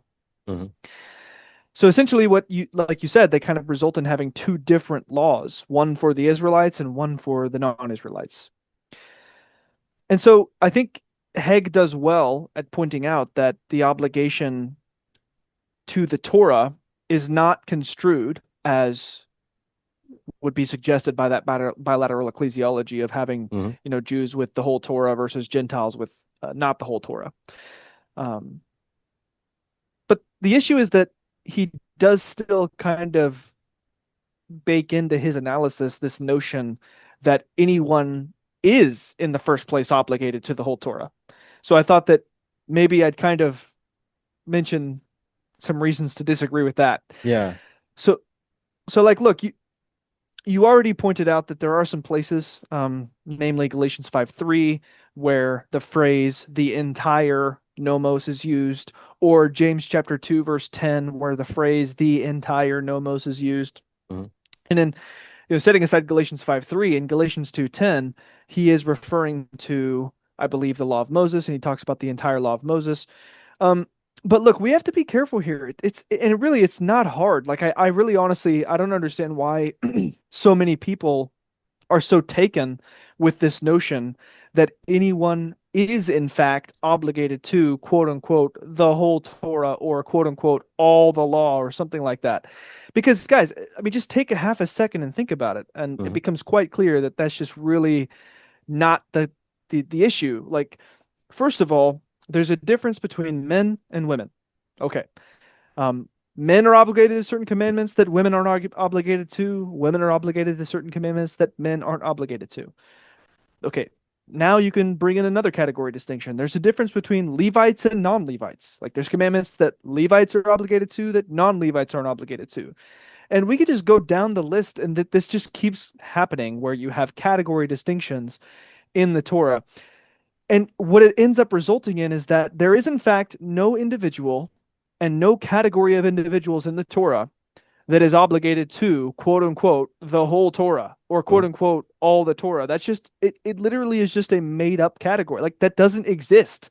Like Mhm. that, there is no such thing for any So, individual or so category. there's no sense in which we could even say that Yeshua, that Jesus fulfilled all the commandments related to being a woman. I mean, it's like what does that even mean? What are you talking about? Jesus Right, didn't menstruate and then have to do the requirements under the law of Moses, required by the law of Moses to rectify the impurity that comes from that. I mean, did right. he? How would he fulfill? Yeah, or keep?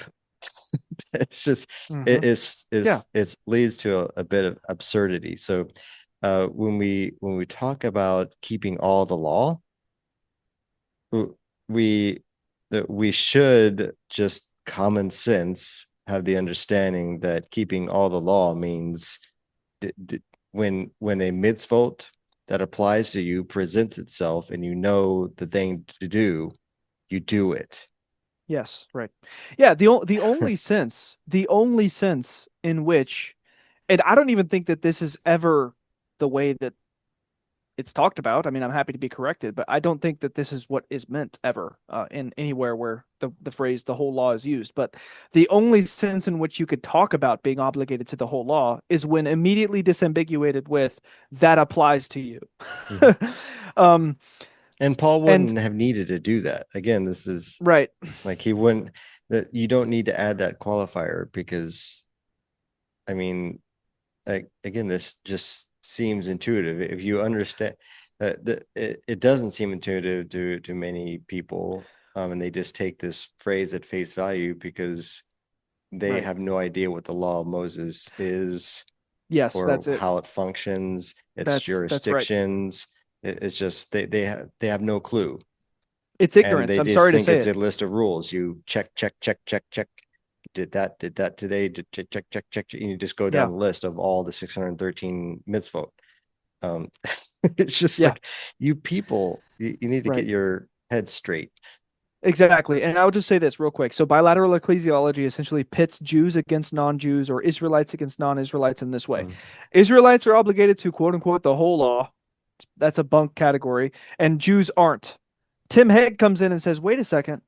Actually, Israelites and non-Israelites are equally obligated, but he just bakes in that assumption about the whole law and says, so Israelites and non-Israelites are obligated to quote unquote the whole law. It's like, Mm. well, look, you need to get rid of that notion of quote unquote the whole law and be more specific. Actually, it turns out that neither are so you're right, Tim Hague. Or I'm sorry, not Tim Hague. You're right, bilateral ecclesiologists. Gentiles are only obligated to part of the law. Huh, newsflash, so are Jews. So Jews are only obligated to So is part of the law. Jesus. And so is Jesus. So like this is just a really silly, nonsensical way to categorize things. So we need to stop with that. And that's one of my problems with Tim Hague is that he just bakes that into his Mm. analysis. Um, so but really the thing that we want to deal with, and we've already kind of started dealing with it by dealing with all the passages that would be mounted to make this case, but he seems to he argues for somewhat, he kind of assumes mostly that covenant, or at least in this book, that covenant membership for Gentiles involves, while not initially being circumcised, but eventually needing to be circumcised and have their children circumcised on the eighth day according to the commandments. And Mm. that this was a command in the law of Moses. And again, he will do the same kind of thing that a lot of people will do, which is say, well, look, it's not a requirement in order to get in to the covenant, but it is a requirement eventually. Like it's a matter of obedience eventually. And I think we've already showed that the typical places people go to make this argument just don't work. And I'm going to keep harping on it until I get a good answer with regard to Romans chapter 2, because it seems to me like incompatible with this thesis that Mm. you have foreskinned uh, non-Israelites on the day of God's judgment, keeping the requirements of the law, if it turns out that a requirement of the law is that they should have been circumcised. And Isaiah 56. Right. Yeah. Uh, Okay, so yeah. question for you, Jared. Mm. So here's the thing. Circumcision is, in Abraham's case, for the Abrahamic covenant, and you could call it the Sinai covenant or the Mosaic covenant or the Sure. Israelite covenant, whatever you want to say. That covenant mediated through Moses. Circumcision was a sign of those covenants. Okay. Mm. So, um, so yeah, that's the thing that is being harped on here, and that's an angle or a nuance we haven't really addressed yet about covenant, or rather circumcision being a sign of the covenants. So, question for you. So we've already argued Gentiles can be sons of Abraham, spiritually speaking, without being circumcised. Gentiles can be in the broad assembly of Israel without being circumcised. So, do they have a sign of the covenant then? Do they just not get a sign of the covenant? Just curious what your thoughts Yeah. are on that. Um, the, I would say in the broadest, most simplistic sense that can be communicated is that the sign of the covenant is washing, Mm-hmm. and that washing occurs in the new covenant through the Spirit. Mm. Um, Peter says that in Acts 15, when he gives his testimony, and he says that God made no distinction between them and Mm. us, for they received the Spirit just in the same way that we did, and they were washed. And his conclusion being that we shall be saved in the same way that they are. It's interesting the way that he orders that. Uh, you would think that he would say, well, they will be saved in the same way that we are. No, he says, we Jews will be saved in the same way that they are. Um, it's it's interesting the sort of turnaround that Peter presents there. it almost presents it in the sense that they've obtained it, and they show the way that we obtain salvation. We shall obtain it in the same way that they did. Yeah, that is really fascinating. So it's a little bit of a reversal in the sense of the attitude that may have been uh, in the air of that council, Mm, and for good reason. I mean, the council was about the the the very practical. It's like we Jews understand the covenants. We're mm. not strangers and foreigners to it. This is natural to us, and I use that. I'm just using it metaphorically. This comes naturally to us. Like we understand this history, this redemptive history, this arc, this narrative arc. Um, Now we're trying to figure out what to do with these Gentiles. I mean, they're complete strangers to this. How do we Right. incorporate them into our commonwealth? Um, so there's that aspect. But the wrong attitude is to say, like the Pharisees and those in verse 1 were rising up and saying that they need to be Jews. Peter's turning that attitude around and say, look, they have they are demonstrating something that is more fundamental than Jewish and Gentile identity. That's right. And this attitude is getting in our way. So let's flip it around and say, so it's we come to the revelation that we'll be saved in the same way that they are. Yeah, and Yeah. I just want to supplement that with a few considerations. The first one is this: the Gentiles that Peter is speaking about in Acts chapter 11. That's what you're quoting, Acts chapter 11, when he talks about the Gentiles who were Mm-hmm. purified by the Spirit. He's talking about Cornelius Mm-hmm. and his household who were God-fearers. This means that they were Torah observant Mm-hmm. Gentiles. I don't think people understand this. Like Cornelius and his household were Torah observant Gentiles. And we know He that was observing one of the traditional Jewish times of prayer when God exactly, came to him. So exactly. And Peter in Acts chapter 5, verse 32 says something that people don't quite get. I don't think they don't incorporate this into their thinking very often, which is that Peter says explicitly, God gave his Holy Spirit to those who obeyed him. mhm, Okay, so like the Spirit was given to people who were seeking the Lord through obedience to his law.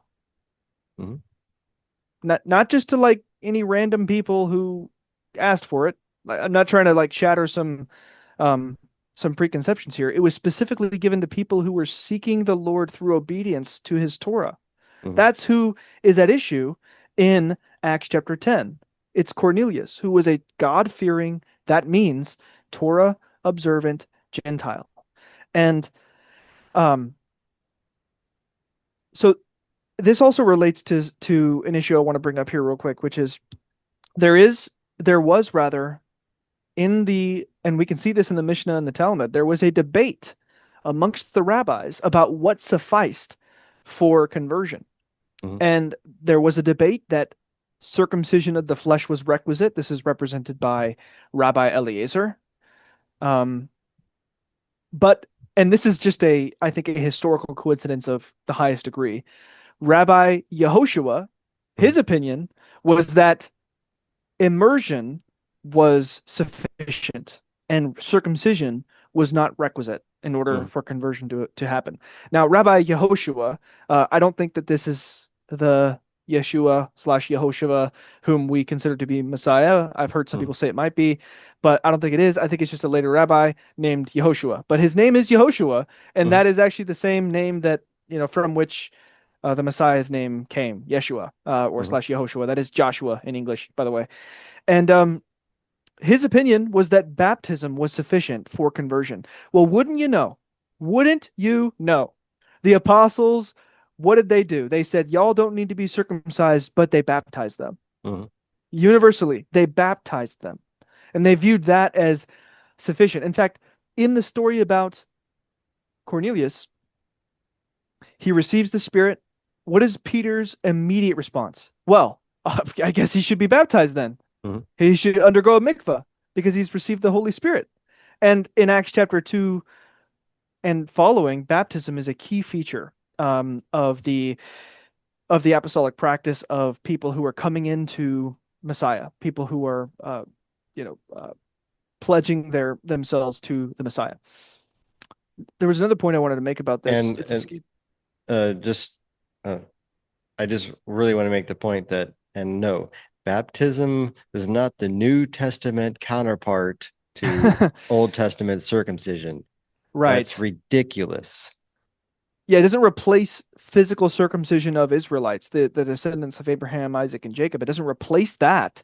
But what it does do is it is a um it's a kind of parallel for non-Israelites, is the point I'm trying to get to. It's a kind of parallel. Now, it also applied to Israelites, but Israelites were also underwent mikvahs. But my Mhm. point is just to say this, that for non-Israelites who were coming into the covenants, they underwent a ritual mikvah or baptism as a sign of them entering the covenant, Mhm. specifically through faith in Messiah Yeshua. And Mhm. we see this most clearly, I think, in First Peter, where he talks about baptism not merely being a washing of your body, as if you had dirt on your body you needed to wash away, but Mhm. rather being a pledge of a good conscience toward God. Mhm. Now, this, I believe, is actually what Paul is referring to in Romans chapter 10 when he talks about with your mouth confess unto the Lord and with your heart believe, Mhm. making a pledge. He actually uses the term pledge in that passage, and talks about confessing to the Lord, or confessing, calling on the name of the Lord, Mhm. and saying that Jesus is Lord. So my point is to say this. I think that's because I asked you, like, what is the sign of the covenants for Gentiles? Do they get a sign of the covenant or not? It's like, okay, look, the sign of the covenant for the firstborn is circumcision of the flesh. Mhm. That's explicit. It seems to me that the mikvah, not replacing circumcision for the descendants of Abraham, Isaac, and Jacob, the mikvah becomes like the initiation, if you will, into the covenant, specifically in Messiah, through the revelation that he's given uh, for those among the nations who do not need to be circumcised in order to be members of the covenant. But what they do need to do is make a pledge of a good Mhm. conscience toward God, specifically through baptism. Make Mhm. sense? Right. Yeah. Yeah, that seems to me to be like the where this actually lands at the end of the day. No, circumcision is not required for Gentiles. What they should do though is they should undergo a mikvah, a Mhm. ritual immersion in water as a pledge of a good conscience toward God. That is what they should do, and that is actually the sign of their circumcision of the heart. The Mhm. fact that they would be obedient to the commandment of Yeshua and the apostles with regard to baptism. And imagine that some rabbis even got it right. Exactly. A rabbi named Yehoshua, no less. Yeah. Yeah. So one thing that I think we should hit on here is the ambiguity and confusion that surrounds terms like ger and ger tashav and sadiq, Hmm. God-fearer. In later rabbinic tradition, um, there is a sharp distinction between even a God-fearer and then what's later called a sadiq, Hmm. in reference to a non-Israelite, a non-Jew. Um, God fears, both in antiquity and in present day Judaism, I would contend is a category that meant somebody who's not a full member of the covenant. For Hmm. this is I'm talking about in rabbinic tradition, both in antiquity and uh, where it was during Pharisaic Judaism, most of its permutations, and in modern day rabbinic tradition. Exactly. This is somebody who is not obligated to the law of Moses, and is not a full covenant member. Um, and the only way for a God-fearer to cross over into that full covenant member status and obligation to the Torah is by becoming a tzaddik, by circumcising and becoming a Jew in a sense. And well, I think we contend, and I think there's ample evidence in the New Testament that the apostles actually took a God-fearer who was uncircumcised and already crossed them over into the category of tzaddik without Exactly. circumcision. Sadiq, by the way, side note, Sadiq just means a righteous man, Right. which is Acts chapter 10, verse 1 and following describes Cornelius. I want to make sure I'm not misremembering. Hold on. Acts chapter 10, verse 1. I think it calls him a righteous man or A devout man. devout man. Devout man, Eusebius, religious, pious man who feared God Mm. with all his household. Okay, now that terminology suffices for what in the rest of the Hebrew Bible would be called a tzaddik, a righteous Mhm. man. So he was a righteous man. Like we need to get that firmly in place. Yeah. So whereas in antiquity, a Gentile God-fearer was kept at arm's length, a God-fearer who accepted Messiah and who received the Spirit, the apostles integrated that God-fearer into Jewish communal life. Whereas certain sectarian and Pharisaic traditions kept the God-fearer, even a believing God-fearer who had accepted Messiah and received the Spirit, kept them as second class, for lack of a better Yeah. way of putting it, and not as The, a full included member. yeah, someone who, like Cornelius, kept the requirements of the law. And this, by the way, is explicit in later rabbinical tradition. I forget the quote off the top of my head, but it is to this effect. Even a non-Israelite who keeps the requirements of the law, right, who does what the law would require of them, is reckoned as if they didn't because they're not circumcised and they're not an Israelite. And that's the attitude that Mm-hmm. that the apostles are bumping up against, is that you have Yeah. Gentiles like Cornelius who kept the requirements of the law, but because they weren't circumcised, they weren't reckoned as righteous. They weren't reckoned as if they were full covenant members of Israel. They weren't reckoned as if they would be righteous in God's sight on the day of judgment. And that's, I think, the essential context with which the Acts 15 council and Galatians and Romans and so on, and Ephesians especially sits in. Mm-hmm. Right. Yeah. So this comes a bit of an issue again, that we agree with Tim Hegg that later rabbinic tradition ambiguates and confuses and sort of gets off track with how the apostles viewed the God-fearer and a believing Gentile. We agree with him there. We also agree with him that the issue that Paul and the apostles had to deal with was whether a Gentile had to proselytize. And that's generally when Paul brings us the term circumcision, we're talking about circumcising a Gentile to turn him into a Jew. This ergon nomu, and we agree with him there. But the contention here again is that Tim Hegg, in service to this one law view, which to a certain degree we can affirm, brings in that premise of the law of Moses and this covenant with Abraham in Genesis 17, requiring that a Gentile would eventually be circumcised in obedience. And that's the point of disagreement. Yeah. And just to be really clear, just to bring this to this particular contention about Gentiles being circumcised in obedience, to bring that to a close. Saying that a Gentile does this out of obedience suggests that God is commanding them to do it. Mm-hmm.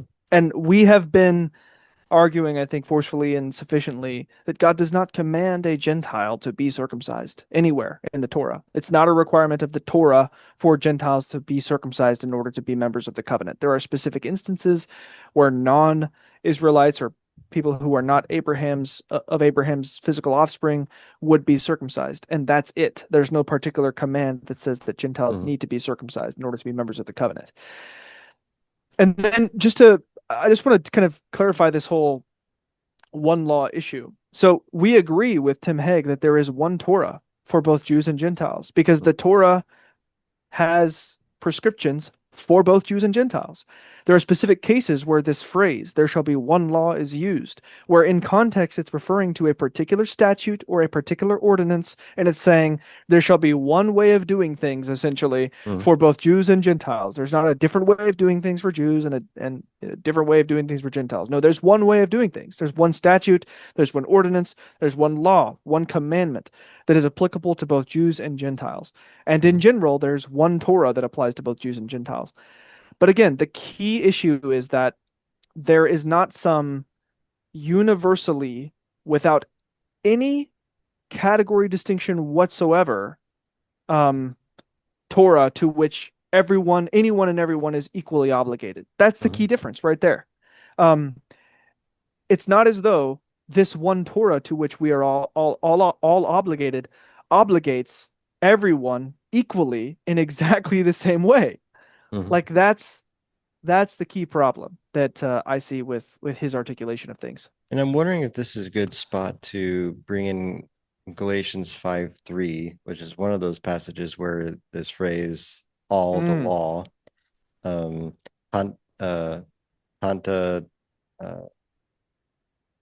nomos, or something like that. Yeah, halon noman. And the reason being is this is one passage that is ad nauseum brought up every single time I'm in discussion with somebody, whether they're pronomian or not. This passage comes up as this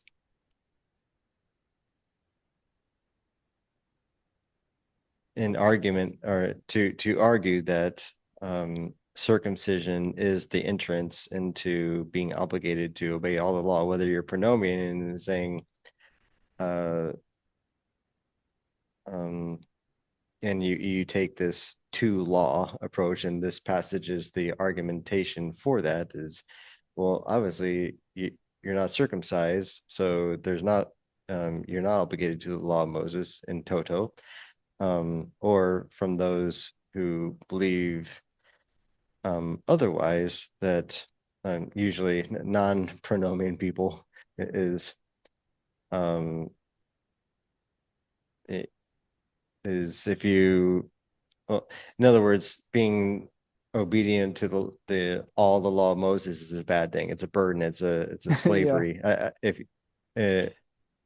you can see my thoughts on this in my episode titled apologetic blunders in Galatians 5:3. And so what I present is there's only two possible readings of this passage. In conjunction with Galatians 5:1 that introduces, so therefore do not submit again to a yoke of bondage, and follows that with, if you submit to circumcision, I say to you that you are obligated to keep all the law. Mm-hmm. And so there's a negative way of reading this passage and a positive way of reading this passage, neither of which will get you to the conclusion either that the law of Moses is the yoke of bondage that Paul is not wanting them to submit themselves to, nor is um, circumcision the pathway or the gateway into keeping all the law of Moses for a Gentile. Mm-hmm. Neither of those obtain of those Mm-hmm. conclusions can obtain um, if you follow this simple exegetical procedure. Right. The third option is just nonsense, which is what Yeah. often comes up, which is, oh, guys, don't get circumcised because if you get circumcised, you're going to have to be obedient to all the commandments of the Torah. And I've even had people say all 613 commandments of the Torah like total idiots. And I'm just going to be honest about that because it's That is idiocy. idiotic. It's like it's stupid. It's just ignorant. You don't know what you're talking about. Mhm. I'm sorry. Like all 613 commandments, you have to be obedient. It's like, bro, you don't know what you're talking about. Yeah, that's off the So table. it's just not even an option. Mhm. So yeah, I don't want to interrupt you, but that's the third option that often gets thrown around is Mhm. like, don't get circumcised because then you'll have to do all the rest of the things. And no, that's not what he means. So Paul is either saying that when he use the phrase all the law, he's talking about all that law, and the nomos that he's been talking about is this regulation that the opposition has brought in to trouble the Galatian believers that they need to be circumcised to become Jews. And only then can they be saved. You know, scruples about actually being obedient to the law of Moses aside, it's like, no, that's not enough. You need to become a Jew. And that's what circumcision means. And that's that law that Paul is talking about. And Paul is saying that in this reading, which is a possible reading, is that these troublers have come in and they're not telling you the whole story. Um, they're not giving you everything. And Paul is trying to like Paul knows this regulation. He used to be part of that regulation. He's still a Pharisee. He says in the present tense, "I am a Pharisee." Later on in Mhm. Acts, um, and this is after the book of Galatians. I mean, Mm, um, so Paul is still a Pharisee at this point, but he understands that the halacha that he used to follow in a certain stream of Pharisaic thought is actually against both the law of Moses and the promise. And it has with it a whole body of regulations.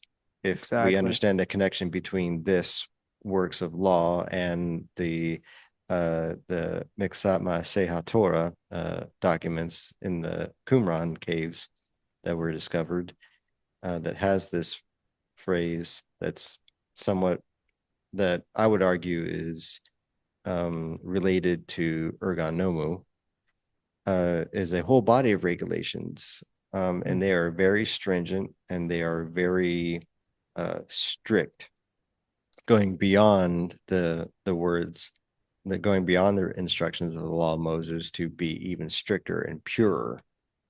yeah, And exactly. so in this reading, that is legitimately a yoke of slavery because it's going beyond the law of Moses and it's turning you into a slave to regulations that are not life. And so that he's trying to clue them in. It's like if you go this route of being circumcised, you're then obligated by oath to all the regulations immediately under pain Yeah. of death, like being cut off if you don't do everything that's in those regulations. And so he's trying in this reading, which is again is a plausible reading. It's one of the options. If you do this, then I have to tell you you're obligated to all that law. Um, so that's sort of the negative way of reading that. Yeah, The Go ahead. and I hold that reading. Mhm. And just supplement it just a little bit if you don't mind before you contrast it with the positive reading. Yeah, I do think that he is saying, look, guys, if you get circumcised, and we must remember that he's specifically talking about getting circumcised by a certain sect. Okay? So he's saying if you submit to this sect and you get circumcised by this sect, then you are obligated to the entire law of that sect. Mhm. And I think we have a cross reference in Romans chapter 2, verse 25, where he says essentially the same thing in a different way. He says circumcision is of value if you obey law. Mhm. But if you are a transgressor of law, your circumcision has become uncircumcision. Mhm. Romans chapter 2, verse 25. Yeah. I think he's making the same point here, which is look, circumcision alone is not a guarantor of your standing within this community that is compelling you to be circumcised. You should know this. You also have to be in full submission to their entire body of halakha, or else they will throw you away. How do we know this? Because Yeshua himself, Mhm. Yeshua himself and his apostles encountered this exact thing in his own ministry. For example, Matthew chapter 15, where the apostles and Yeshua aren't washing their hands before they eat, aren't following certain Sabbath halakha, certain other purity halakha, and they're viewed as if they're blasphemers, and Mhm. they're schemed against to put them to death. Mhm. Okay, so my point is just to say, yeah, that's how I read it. I think it's a pretty clear connection to Romans chapter 2, verse 25. Mhm. Yeah, that there's definitely some strong weight to that. There's the second option, which I believe is the only other option on the table, is to view this as Paul saying that, look, you who want to submit to circumcision, if you accept circumcision, I testify to you that if you accept circumcision, you're still obligated to keep all the law. Um, the the implication here is that the doctrine that these people are bringing and their way of life is they're presenting circumcision and yet they're transgressing the law. Um, and to, and he's reminding them, it's like, if you submit to this teaching, if you accept it, it actually leads you away from obedience to the law. And I had to remind you, you're still obligated to keep the law. Mm-hmm. Um, what is the fruit of this teaching? And well, there's some indications that Paul is saying, because of this doctrine, they're actually biting and devouring one another. Well, that's a Mm, violation of the second commandment, the second mm, greatest commandment in the law of Moses, which is you shall love your neighbor as yourself. It, for you were called to freedom, brothers, only do not use your freedom as an opportunity for the flesh, but through love serve one another. For the whole law is fulfilled in one word, you shall love your neighbor as yourself. But if you bite and devour one another, watch out that you are not consumed by one another. So uh, this would lend, and then he goes on to say, but if you walk by the Spirit, you will not gratify the desires of the flesh. And then in chapter 6, he goes on to say that those who are compelling you to be circumcised, they themselves don't keep the law of Moses. Um, so um, it's an option on the table to read this in the positive sense that they're to keep the law of Moses, all the law, even you shall love your neighbor as yourself. The implication is that Paul is getting wind that through this doctrine, they're actually hating one another instead of loving their neighbor. They're biting and devouring one another, and it can lead to serious issues down the road.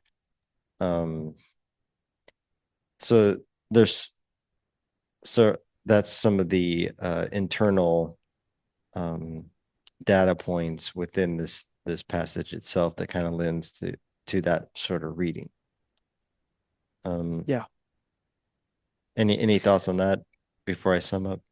Yeah, no, I think that makes sense. I mean, it's essentially saying, look, even if you are going to get circumcised, you still need to keep the law, and if you don't keep the law, you're going to be judged as a lawbreaker, Mm-hmm. which goes to what James says with a similar phrase in James chapter 2 verse 10, which is um uh you you may obey this commandment, but if you break this weighty commandment, then you're going to be reckoned as a lawbreaker. So you need to act and think as one who is going to be judged by the law of liberty. In other words, keep the law. Like do Mhm. all the commandments that apply to you.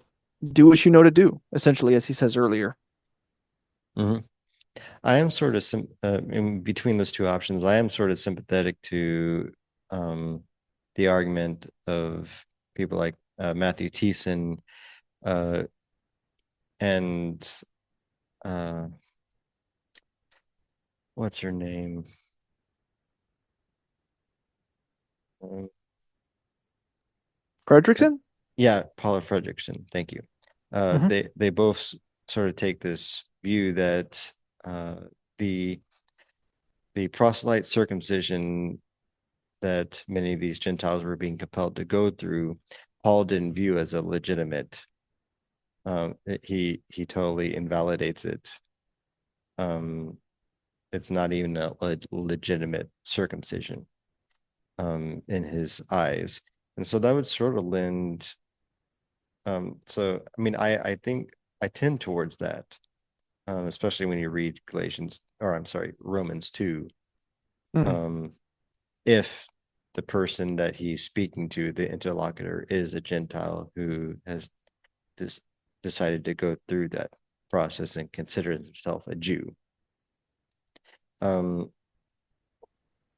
so that would lend more towards the first option of Paul talking about all that law, the regulations of the Pharisees, that sort of sectarian tradition.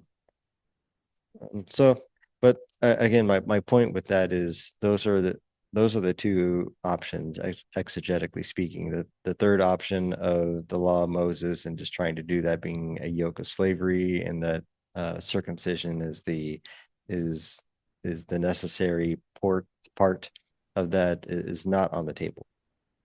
Yeah, exactly. Yeah.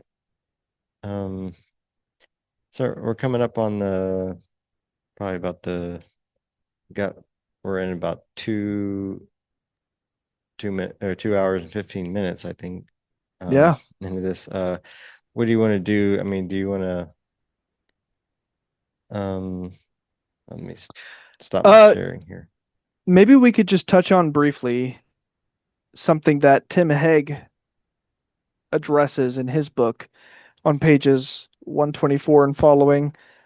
He calls it the core issue. It's the question of unique callings. And he Yeah. he he really rails against the notion that Israelites have a unique calling in the assembly of Messiah.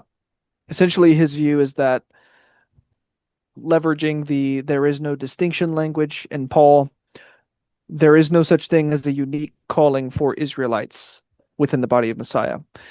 So yeah, I guess I just to me, the issue we've already discussed about the distinction between the firstborn son within a family and other sons within that family is sufficient. Yes, there Mm. is a unique calling for the firstborn son.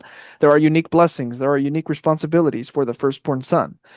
That doesn't mean that the other members of the household aren't also sons with calling and responsibility and blessing. It just means that the firstborn son has a unique relationship and a unique calling within the family. That's From the your reading, would Tim characterize a Gentile believer who is uh come into the covenant? Would he characterize that him as a firstborn? he explicitly states that they become an Israelite. Okay, but yeah, Yeah, so they're an I wonder Israelite. if I wonder if I'm just wondering if there's any indication that Tim Hegg even has like that firstborn identity in I his yeah. radar. Like I have no if it's even part of his conceptual framework for all of this. no. Nothing that I read in here has any distinction between firstborn sons and non-firstborn sons. He just kind of conflates um Israelite identity as applicable to both Jews and Gentiles in the body of Messiah. Mhm. Sure. Um, yeah, I mean, I just think that's problematic to not think about different familial roles and identities. Right. It should be basic to understand Israelites as God's firstborn, and those who come from out of the nations, when even Revelations, even the book of Revelation dichotomizes between the 144,000 out of 12,000 out of the 12 tribes of Israel, and then a multitude out of the nations, which no one can number. You'd have to have some type of, you have to have a way of biblically picturing what that is. And it's a Right. family, Yes. and families do have a firstborn son, and practically speaking, you need to have that distinction. Yeah, there's just weird theologizing that occurs, and I truly do believe that it stems from a very ingrained hatred of hierarchy. Mhm. I'm not gonna lie with you. I really do believe that's what it is. Like there's just this hatred of hierarchies. Everything has to be equal. We all have to be on the same level. Like there can't be any form of one elevated in some sense above another. And I'm sorry, that's just how it works. Like there are Mhm. people who are put in positions of authority, put in position of responsibility over other people. And I think this is an example of that, where you have Israel as the firstborn son put in a position of blessing and authority over other people. That does not mean that the other people aren't valuable, that they don't have equal covenant status. It Mhm. just means they don't have the same role. They don't have the same role and responsibility in the family. Yeah. And there's also kind of this kind of theologizing that occurs on this issue of firstborn that I've encountered from the Bible Project. And to be fair, they're not crazy when they identify that in the scroll of Genesis, the firstborn is often disqualified Mhm. and someone other than the firstborn takes their place, essentially. So, for example, you have Cain and Abel, right? Mhm. Cain was, by all accounts, the firstborn son who disqualified himself. He killed Abel. So, someone other than the firstborn son, Seth, was the one through whom Mhm. the lineage of Adam was named. Okay, there's example number one. You've got Esau and Jacob. Esau was the firstborn, but Jacob is the one who received the birthright and the blessing, not Esau. Right. So, being the firstborn son is not some guarantee Mhm. of what God may have given you as his plan for you as the firstborn son, clearly in the story of the Bible. So that I guess I'm just pointing out that people like the Bible Project would highlight that data in the Bible about the kind of the firstborn being disqualified and then someone other than the firstborn being elevated to their place.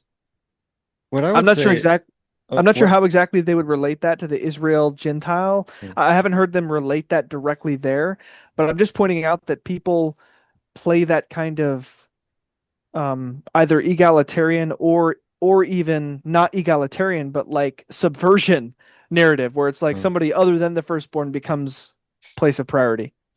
Um, what I like to characterize it as nested realities.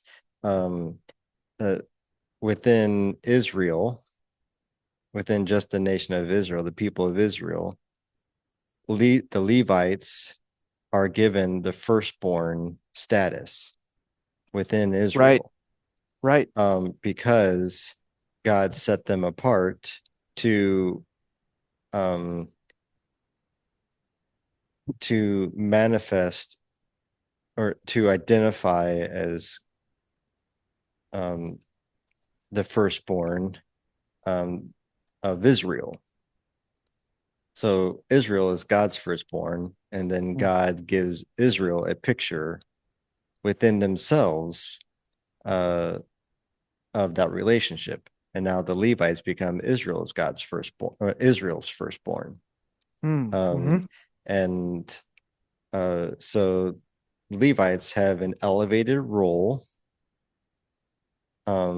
within the hierarchy of Israel. Yep. And they're given blessing. The Levites are given blessings commensurate with that so they could officiate that role. It's an elevated role. They have an elevated, more pure status, but that blessing comes with obviously greater responsibility. They're closer to the realm where heaven and earth are meeting. Exactly. So that's dangerous. Yeah. So Yeah. they're given an amount of spiritual blessing and sanctification to handle that responsibility. Um, then when you get to Israel and the nations, Israel um, becomes the Levites to the nations. Yes. You have now Israel being a nation of priests. There, if you're talking about an expanded priesthood of believers, the only people who can fit that would be Israel. Um, the Israel becomes just as the Levites became the conduit, the vessels for Israel to interact with God. Um, Israel becomes the conduit and the vehicle for the nations now to interact with God through Israel. Mm, mm. Yeah. Now, ultimately, perfectly manifested in Israel's uh, perfect representative, the Messiah. Um, that's how the nations can come in, is through the Messiah.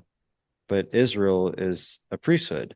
That's why Paul opens Ephesians 1 with God has blessed us with all the spiritual blessings in the heavenlies, having chosen us, Israel, in Messiah before the foundation of the world to be holy and blameless. That's priestly language. Yep.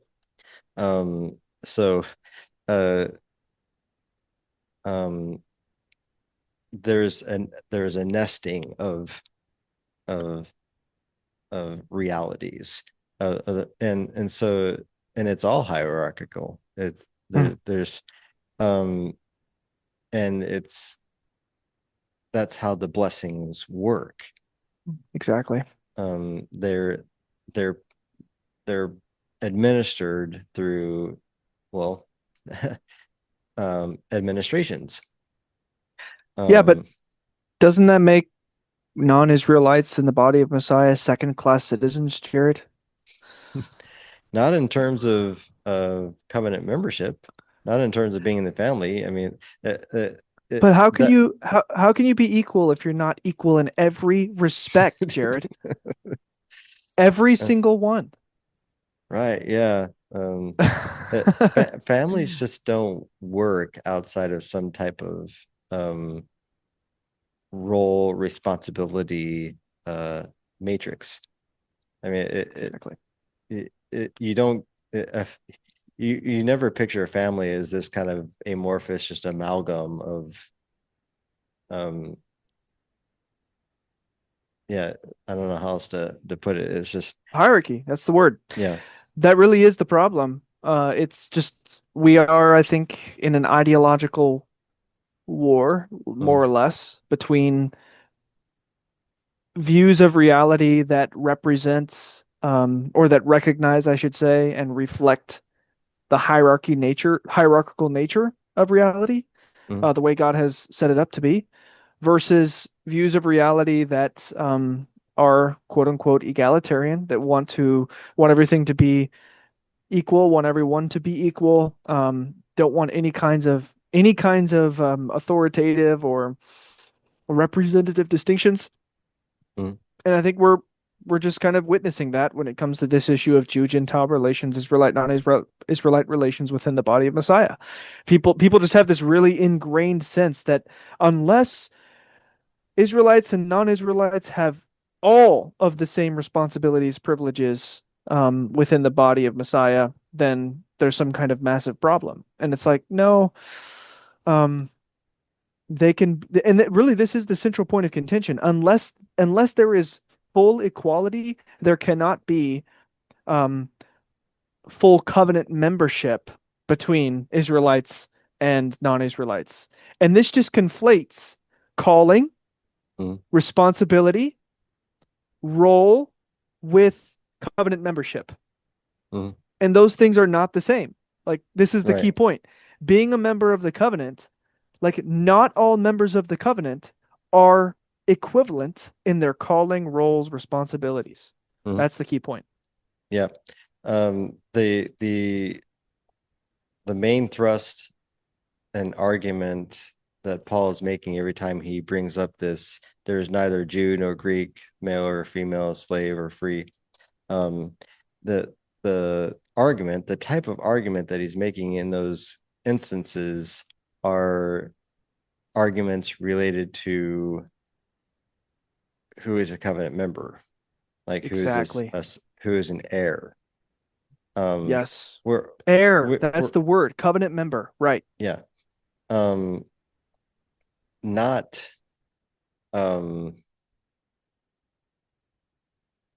the argument is never questions of what parts of the law of Moses is obligated to who. It's just that's not part of the polemic that's going on. Paul is arguing against people who want to turn Gentiles into Jews.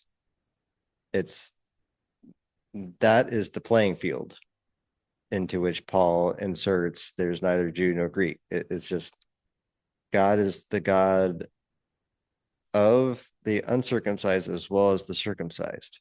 I mean, it's that sort of headspace that this comes into. So um, Which, then that's the only headspace in which that removal of distinctions matters. In every other part and administration of God's family, that those distinctions hold. It's he wasn't just making a blanket statement about um, everything. yeah, exactly. Yeah, I think people hyper literalize there is no distinction. And it Mhm. should be obvious that you cannot plausibly hyperliteralize it if you just take a second, read all the things he says, and think about it. There is no distinction between male and female. Mhm. Really? There's no distinction between male and female. None whatsoever. Okay, that's obviously stupid. He's not saying that there is no way in which you could distinguish between male and female. He's saying there is not a specific way. Mhm. There is not a specific distinction. Which distinction is he talking about? He's talking about a specific distinction. That's the key point. Mhm. And that distinction does not obtain Mhm. in any case of the cases that he lists. That distinction is specifically being a covenant member, Mhm. being an heir. Like, there is no distinction between Jew and Gentile, male and female, etc., in terms of being heirs of the promise that is to come to the faithful. Mhm. Like, that's the distinction, not there is no distinction whatsoever at all. That should be obvious. Yeah. Although I will say, despite it being obvious, some people do take it there. And of course, we have the nonsense of our modern world that would tell you there's no distinction between men and women. Mhm. Like, this is the kind of egalitarian lunacy Mhm. on the far end that we see in our world and we want to avoid theologically. So we need to get back to the point that Paul is making, which again is that there's not a specific distinction in terms of righteousness in the eyes of God, justification on the day of judgment, inheriting of the promises to those members of the covenant. That distinction does not obtain between Israelites and non-Israelites, between circumcised and uncircumcised. So in other words, Mhm. once you have that firmly in place, you don't have to be circumcised to be a member of the covenant. That should be clear. You don't have to be circumcised to be an heir of the promises that are given to those who are in covenant. Mhm. Yeah, I mean, the last thing we had to talk about was Jason Staples, a key point that came up in Jason Staples' book. We could shelve that for another time, or we could tackle it real quick. Up to you, brother. I think we should shelve that for another episode. Let's do it. Yeah, I am definitely running out of time. Not running All out right, brother. of not running out of excitement and fervor to continue talking about this. But I am definitely out of time. Understood, brother. All right. Well, thank you. Yeah, thank you again. I hope to one day pick up those books and read them through myself. But I feel like I've gotten a really great rundown because um, you have annotated your posts with many sections and your thoughts and reactions to them and and critiques. So I feel like I've already read the books. Yeah. Well, maybe you have almost from all the notes I've made. Mhm, I'm trying to engage thoroughly with them. I'm trying to hear them out and, be honest. I feel like um, I've got valuable things to say in response. I don't know what else to say, otherwise I mhm. wouldn't say them. So, Yeah. Well, again, appreciate your time. And uh, you'll definitely be on many episodes. Lord willing, amen. Yeah. All right. God bless you, brother. God bless you. Shalom. Hey folks, if you enjoyed this episode and the content, please like the video and leave a comment below, and definitely subscribe to the channel and hit the notification bell so you can be sure to catch more content like this as it comes. Until next time, think deep.